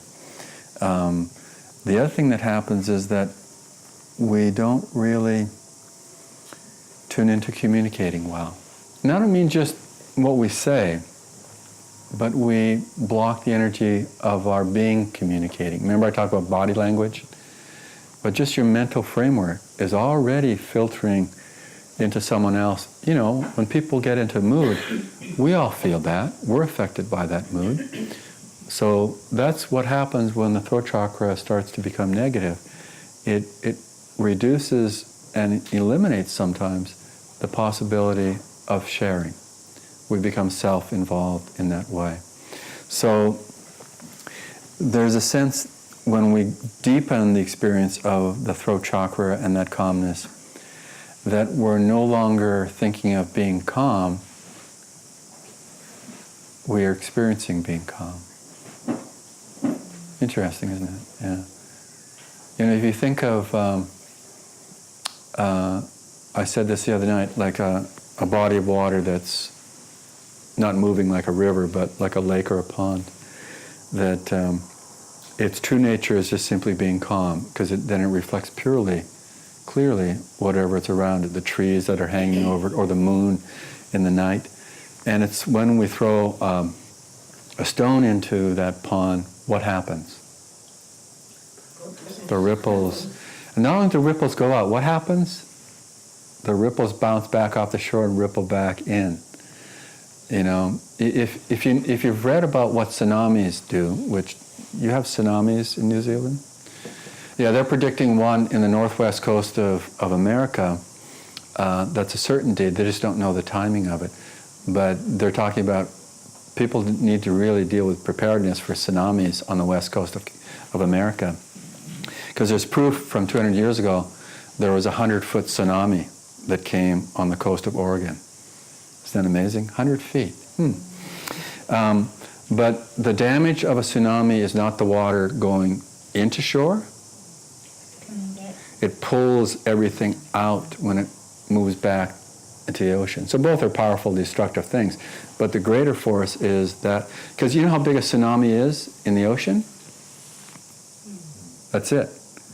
Tidal waves are different, and they can be bigger. But a tsunami moves across the ocean at this height, or even less. But it's the power behind that that creates the difference at the other shore. And so what we want to do is make sure that we're moving the energies always open, expansive, so it's productive rather than damaging. And so calmness is a powerful force in a positive way if we tune into it. And it becomes restlessness when we're lacking that attunement with it and just going with the ever-changing tides that are happening in life. So I thought what we'll do now is go through the experiences that will help us cement these things or solidify these things to our experience. So again, sit upright, and we're going to take about 30 minutes or so to go through and experience the different chakras. And I've got a number of handouts for you that will help when you leave this workshop to remember some of these things. So again, remember posture is important if we're going to tune into a deeper level of this. So just close your eyes and internally check that physical posture. Feel as if your spine, like a hollow tube, is extending upward. The chest, the heart is open, the shoulders are soft and relaxed. Feel your breath moving evenly, smoothly, calmly in and out. And feel that sense of dynamic relaxation and not a passive relaxation. But not tense, but relaxed with a sense of openness and expansiveness. Again, feel the breath flowing, moving through you.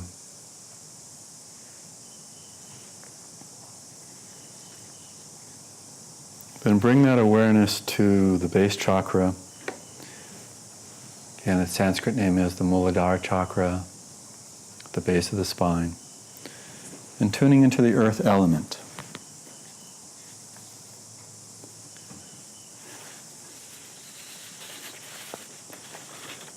So feel that, or visualize and feel as well, yourself very firm and solid, like a boulder. Sense that being immovable, just really solid, so that if even I was to come by you and try to push you, you wouldn't budge. Try to feel that sense of stability, firmness, and completely still.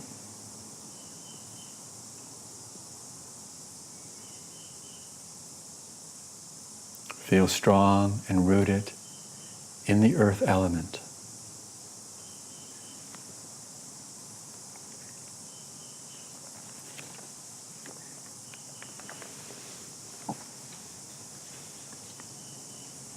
Feel as your breath moves through you, you have that groundedness in your whole being. tuning into the color of red in the spectrum of the rainbow. Not a muddy red, but a dynamic red, full of energy and life.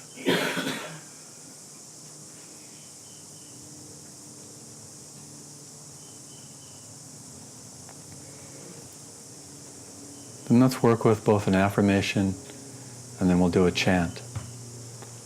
So again, as we do both of these, affirmation and a chant, think of being at the center of the words or the melody, the song, whatever it might be, rather than from the periphery coming in. I mean, they may be new affirmations, they may be a new chant, and you're not maybe used to chanting, but just tune in from your center and let it be an expansive experience that's moving through you. And so we'll just do the affirmations mentally. On your own, you may want to do them at first out loud, softening them, and then take them just mentally. But let's just do them mentally to feel that experience more deeply. So just repeat mentally, be in the center of the words in consciousness, just mentally, silently.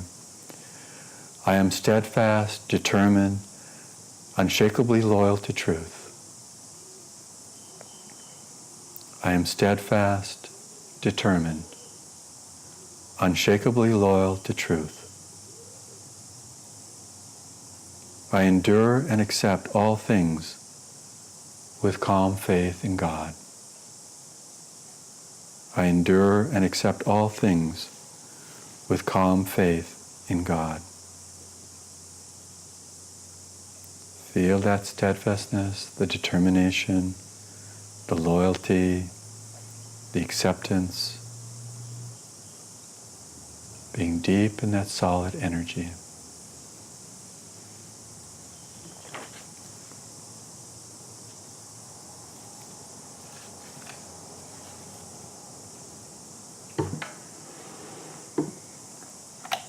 And then we'll use this chant. It's a very simple one that resonates with that determination. The words are simply, I want only Thee, Lord, Thee, only Thee. And just feel again that resonance and that base chakra being drawn up the whole length of the spine, up to the point between the eyebrows as we chant.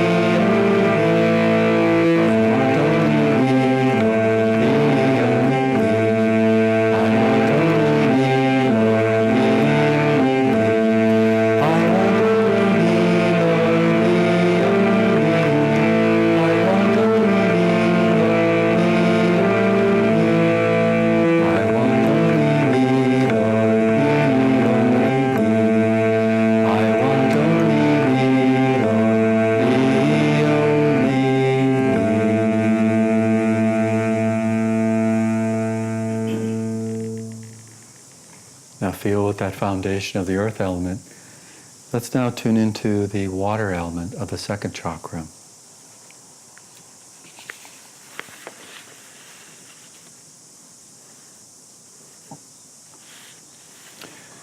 So visualize, feel, or meditate on the feeling that you are flowing freely, fearlessly in a stream of water. Feel that buoyancy, the fluidity, the creativity of that flow.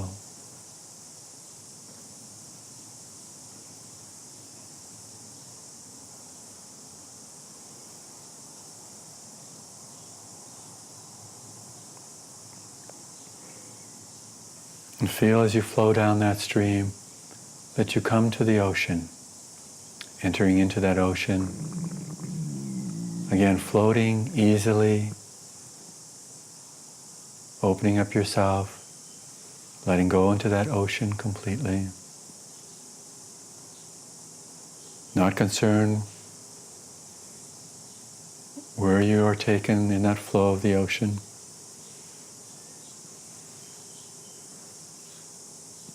Feel your body releasing into the ocean, into the waves, into that flow.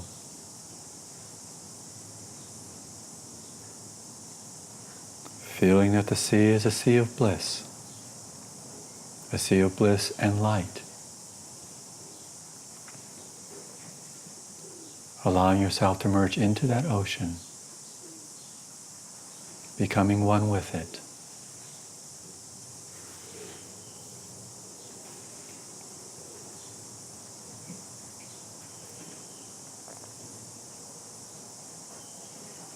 Then again, mentally, silently, resonate with this affirmation, repeating it just inwardly, feeling it opening up in the flow of this stream of consciousness. I flow ever freely with the tides of peace. I flow ever freely with the tides of grace. I flow ever freely with the tides of peace. I flow ever freely with the tides of grace. So just be in that peace, that grace.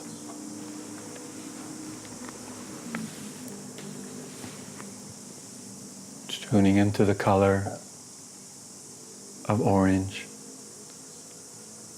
feeling it in the background, filtering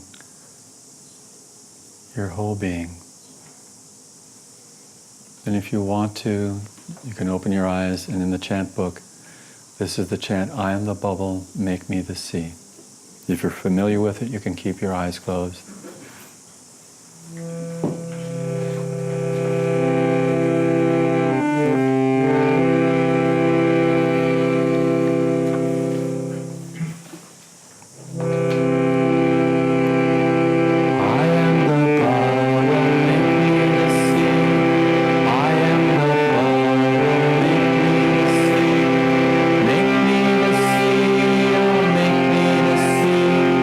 Make me the sea.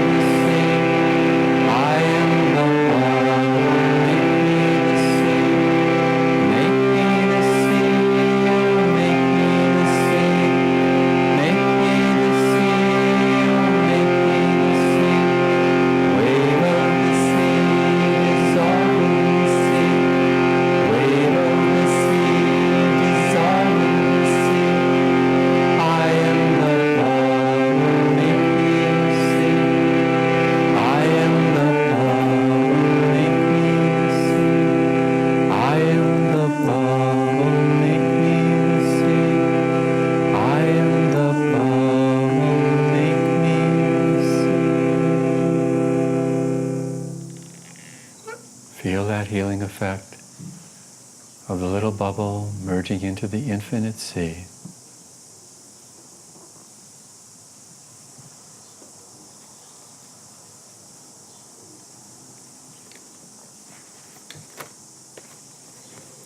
Now tuning into the third chakra, the navel area, which is the fire element.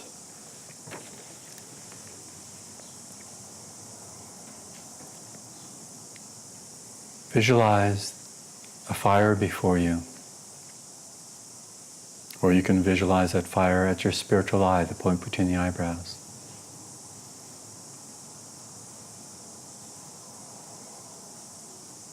Feel it to be a purifying, cooling fire with great intensity to it, but not painful. As I said, to be a cooling effect from this intense fire.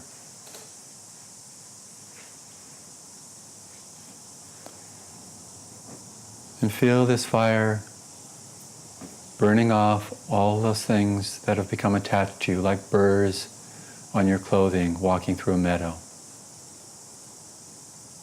Feel that the fire is releasing those, your desires, your attachments, all the things that have clung to you, that have covered up to some degree who you really are. Feel them being burnt up and released. You can even feel that you're completely stepping into that fire, into that purification. Especially letting go of self-described faults or descriptions of yourself that are limiting. Feel yourself free from limitation. Feeling the freedom of the fire burning away all that which is not you.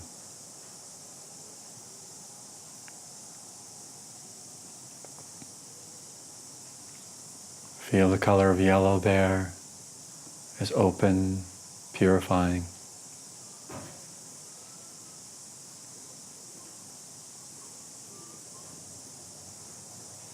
And then tuning into an affirmation again, just silently, mentally. Feel it resonating in the third chakra with the element of fire.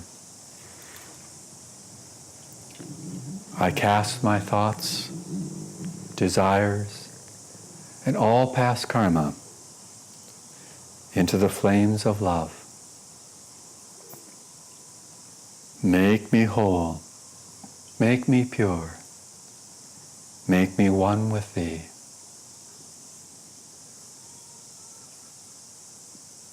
I cast my thoughts, desires, and all past karma into the flames of love. Make me whole, make me pure, make me one with thee.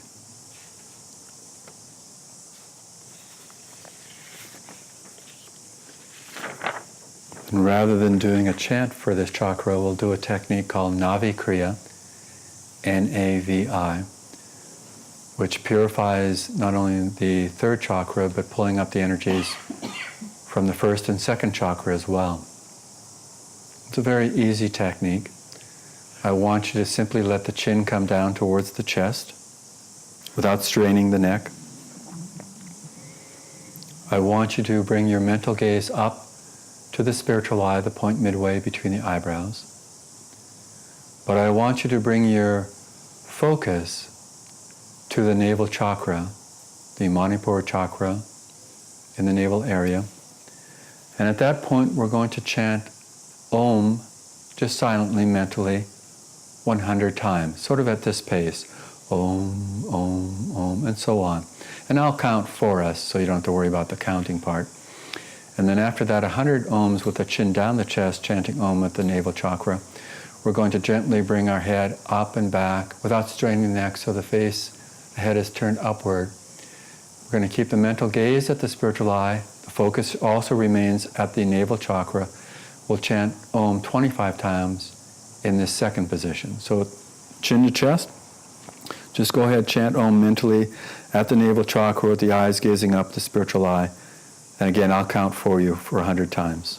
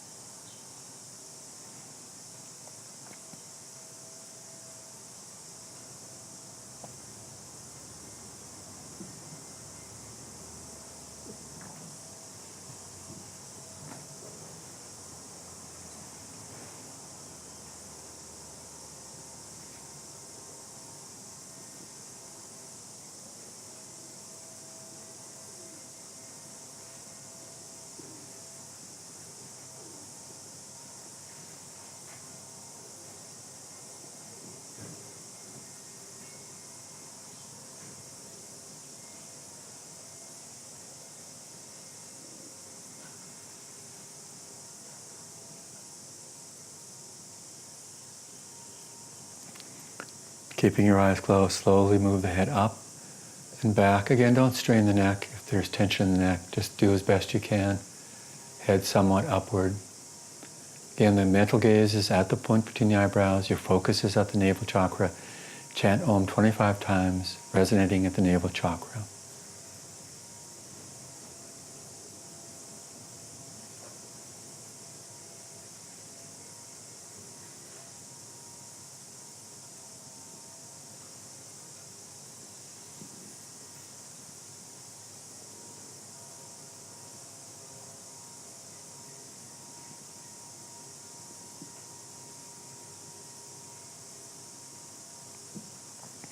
I bring the head down to its normal position.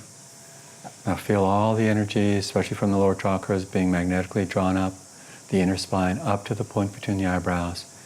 Let your gaze be there, but also your focus entirely now at that point, like a magnet drawing all the energy up.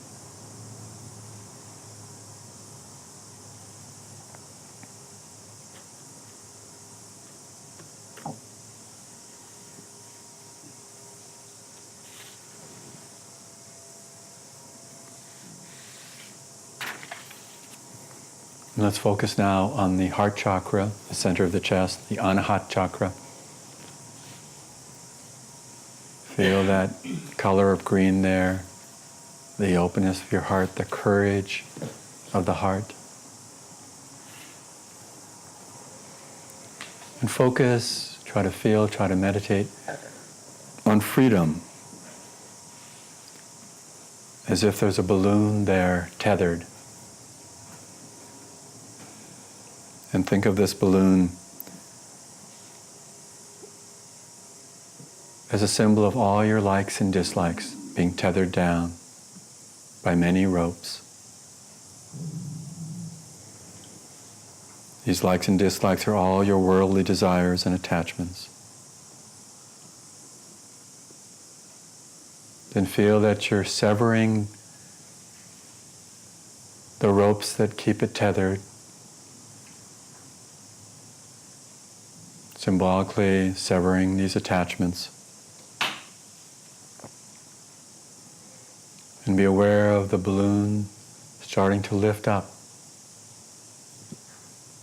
soaring upward.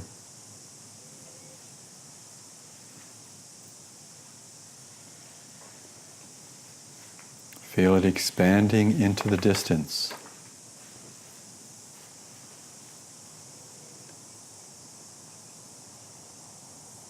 And feel your heart opening at the same time in that expansive nature of the balloon.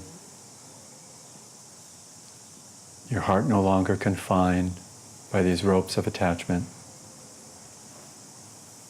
In that openness, feel the unconditional love to all those that are in your life, and indeed beyond those that you know in your life, to touch many others.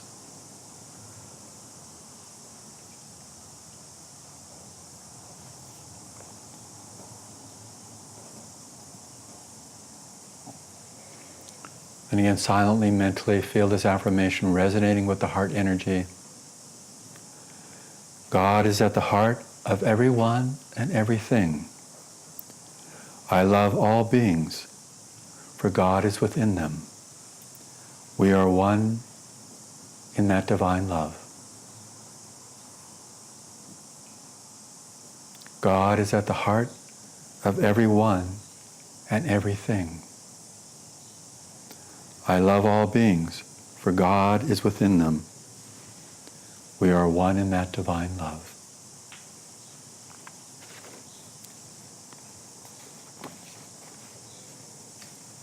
And let's do a chant together if you want to look in the chant book, this chant in English. Originally it's written in Italian, but how shall I love thee? We'll just do the first refrain with love and not the other refrains. Tuning into the heart chakra with this chant.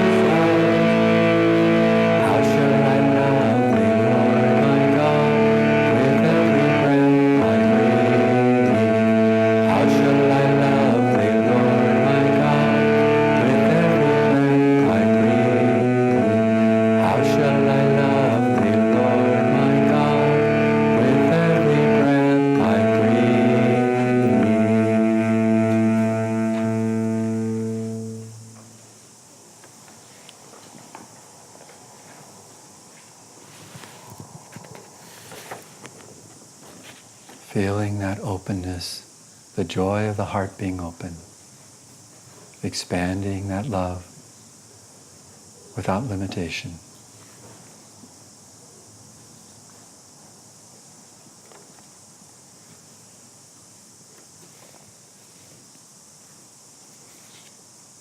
Now tuning into the throat chakra, the Vishuddha chakra with the ether element in the color of blue.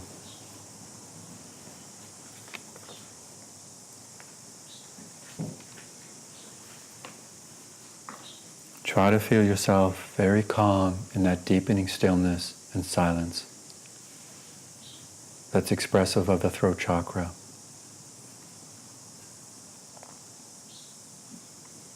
Feel the vibration moving through you in that calmness, in that deep inner peace. Feel yourself, your body, made of space. And your mind is completely free from all boundaries.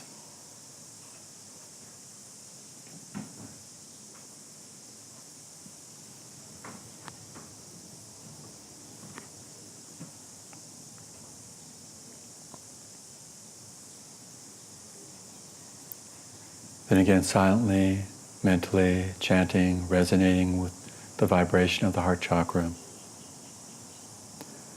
From pools of silence, I sip the sparkling waters of thy peace. I am free, I am free. I expand my consciousness to embrace infinity. From pools of silence, I sip the sparkling waters of thy peace. I am free, I am free. I expand my consciousness to embrace infinity.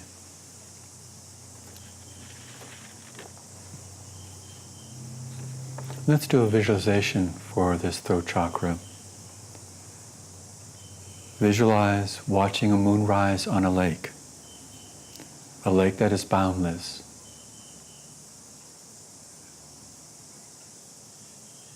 Be aware that the calm sky above has formed a single radiant drop of liquid peace. And this drop falls now, striking the water.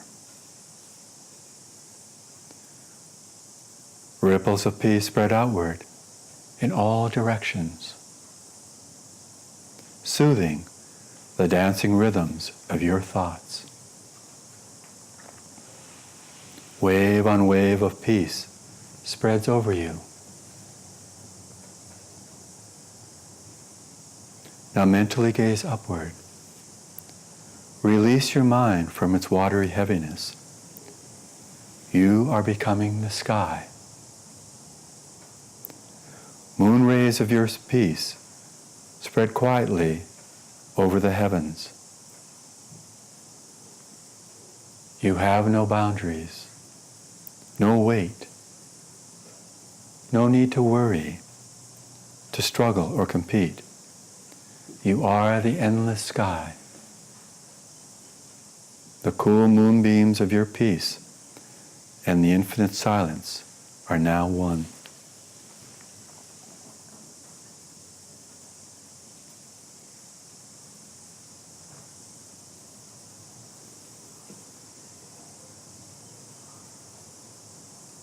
Now bringing all these chakras together in the flow of the inner spine, the astral spine. Bring your awareness up to the medulla, through the brain, to the point between the eyebrows, the spiritual eye. Feel yourself relaxed, but dynamically focused. Make sure your eyes are relaxed. But feel that focus at that point. And then feel your focus through that point. Feel an expanded consciousness that you're opening up to.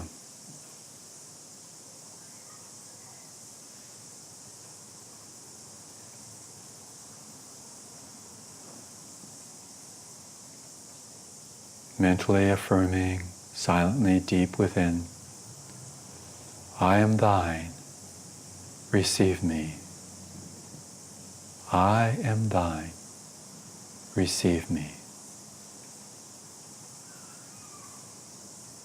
Feel your whole being merging, opening up to that infinite consciousness.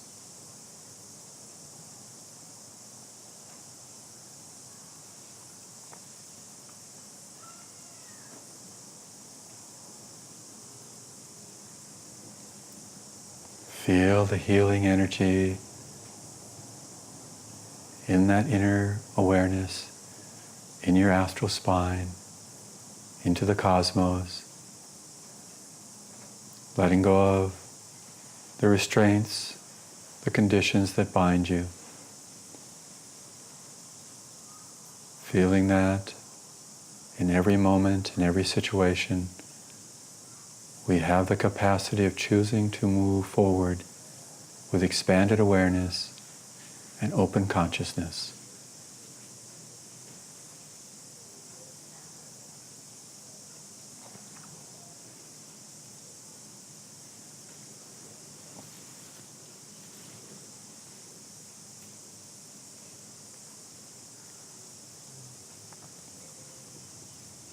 Now feel yourself to be an open instrument for the divine to flow through you. Feeling the divine healing energy as your own experience. And now acting as an instrument, allowing that healing energy to flow through, out into the world, touching those that you know that are in need of healing. So bring to mind anyone that you know that needs healing on a physical plane, mentally, emotional plane, or the spiritual plane. And visualize them surrounded and infused with this cosmic divine healing energy.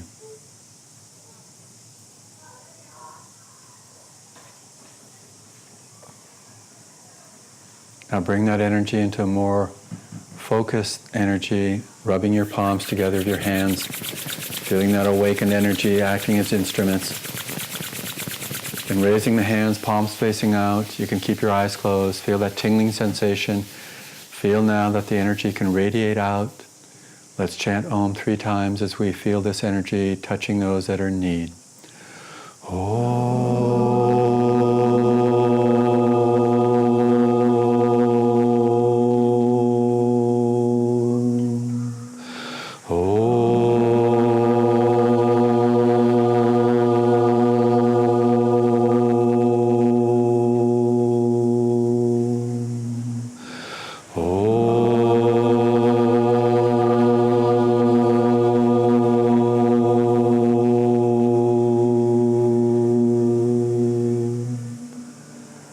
Then bring your palms together in front of the chest and just tune in to the blessing that you receive from acting as an instrument, tuning into the source of who you are, feeling the chakras awakened and open, leading to that fulfillment of our oneness in the divine.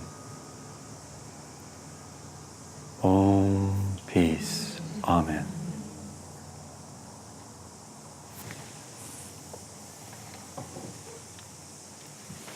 So I've got a number of handouts here that, again, as I said before, will help you to continue to move forward with using these ideas. So if we can just... How many are there of us, Kavita? Somewhere between 25 and 30. So there's 25 handouts. So... Family hold back. Hold back on the handouts and don't hold back on the love. So you'll see the first sheet is just the diagram depicting the chakras in an illustration. The green sheet is on some of the exercises that we did, tensing and relaxing the chakras, the notes that we played, and then that Navi Kriya technique.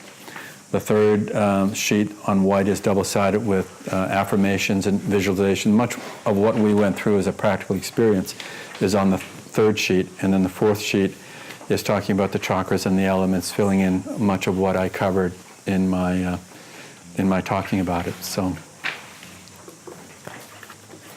and then there is an excellent book that's out on the table there called Chakras for Starters, based on Swami Kriyananda's classes from Yogananda, put together by one of our ministers, teachers, Savitri. Very good book, again, applies a lot of the practical stuff as well as the understanding parts. So good resources to have. Because again, as I said in the beginning, it's important that we make this pragmatic and practical and not just kind of neat. We want to make it so it's workable for us and we can really dynamically feel the transformation as we work with this kind of stuff. So I want to give you a chance. It's about 4:45. If there's any questions for these last few moments or wanting more clarity on some things that came up.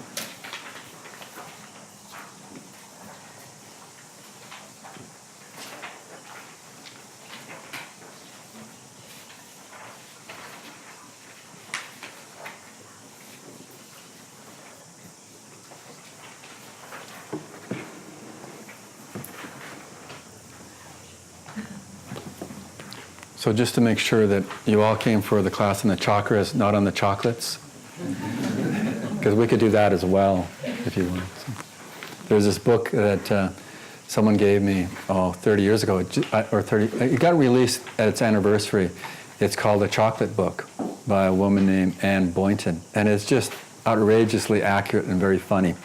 But just like we do with Ayurvedic doshas and astrological signs and other things, kind of see where we fit, she does that with chocolate, different chocolate types. And then she just makes fun. She has, there's two primary ways of dipping for chocolate. One is, you get like a cherry and you dip it in chocolate. The other is you dive into a swimming pool of chocolate and dip yourself. So she's just humorous that way. And then she talks about the energy behind the different people like chocolate, like white chocolate or dark chocolate or milk chocolate or things like that. You know what carob is? The first job I had out of high school, I worked at a health food store, and back then they weren't around much. And one of my jobs was to grind carob powder because it would cake like cement, and we had this grinder. And I really got into carob. But this book, because it's on chocolate, said, there's these kind of chocolate, and then there's carob. Well, some people like dirt as well. But just, so sort of like with the chakras, you have to take it lightly, but also seriously, and you get the best of both worlds that way. So. If someone really wanted to work with the chakras, what's a practice that you might recommend on a daily basis for those who may not be kind of doing the right. practices of this path? Yeah, what would you recommend? There's several things. One on that second sheet, the techniques, chanting Om. I do all those three things. Tensing and relaxing, chanting Om at the chakras. And you can just do a single note. Remember, what I did was, it has notes there. You can just do, mentally, you start at the first chakra, or even softly, just Om, second chakra, Om. So you can do it that way. So you don't have to be musical or have an instrument to do it with the various notes. And then the Navi Kriya. They really, on the technique level, really work. They get you aware and then in the center of the experience. But then what I've done is, for times in my life, I've kept a diary, spiritual diary, where I'll look at the chakras in terms of those elements. And I'll think of, like the earth element, I'll work with that for a week or two every day and look at the positive qualities of earth element and then be aware of what the negative pulls can be from the other side. And so, but for an extended period of time, every one of these chakras of the elements, do it for like a couple of weeks so you get it much more integrated rather than just passing through and then forgetting it. But those things make it very real. The understanding increases, but the refinement of the experience happens as well. And they don't take a lot of time. But always start off with posture and breathing as the basic elements, and then work with these things, whether it's technique-oriented or thought-oriented. Use the affirmation, use the visualization for the different chakras, but just go with those qualities that are listed in one of the chakras and the elements. It says those qualities. Just pick out one for earth, like steadfastness for the earth element. Really see what that means for 2 weeks every day. Apply it when you wake up in the morning. What is steadfastness? When you eat your breakfast, what is steadfastness? It becomes more subtle, more refined. So again, you come from the inside rather than the outside of that experience. When you go to work, when you boot up your computer, if you do that, think of what's steadfastness in terms of applying it to my life in this work situation. When you do these things, the chakras don't remain there, they're here. And they're alive in that experience. So those are simple tools, and they really work. So it's a good way to approach it.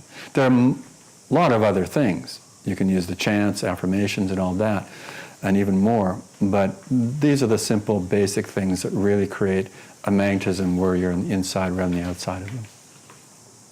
So what are those things that I recommend you do? Don't look at your sheet.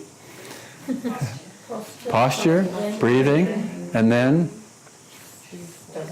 tensing, relaxing the chakras, chanting Om, going up and down the chakras, either the way it's written in your thing or just mental Om, And then that technique of Navi Kriya, that's very powerful. You really start to feel you really do have a spine when you do Navi Kriya. And then beyond those techniques, taking one of the qualities and for a couple weeks make it real. So. Actually, the chakra book that we've got sitting outside is a really good one. For it's got all the positive and negative qualities of the chakras. It's quite basic but very detailed. Yeah, it fills in. I mean, that sheet that's there, it has some of it, but the book is just more enveloped in the whole picture. So, as Kavita said, it's very helpful. Yeah, it's based on classes that Swami Kriyananda gave on the chakras in 1982 at Ananda Village in Northern California.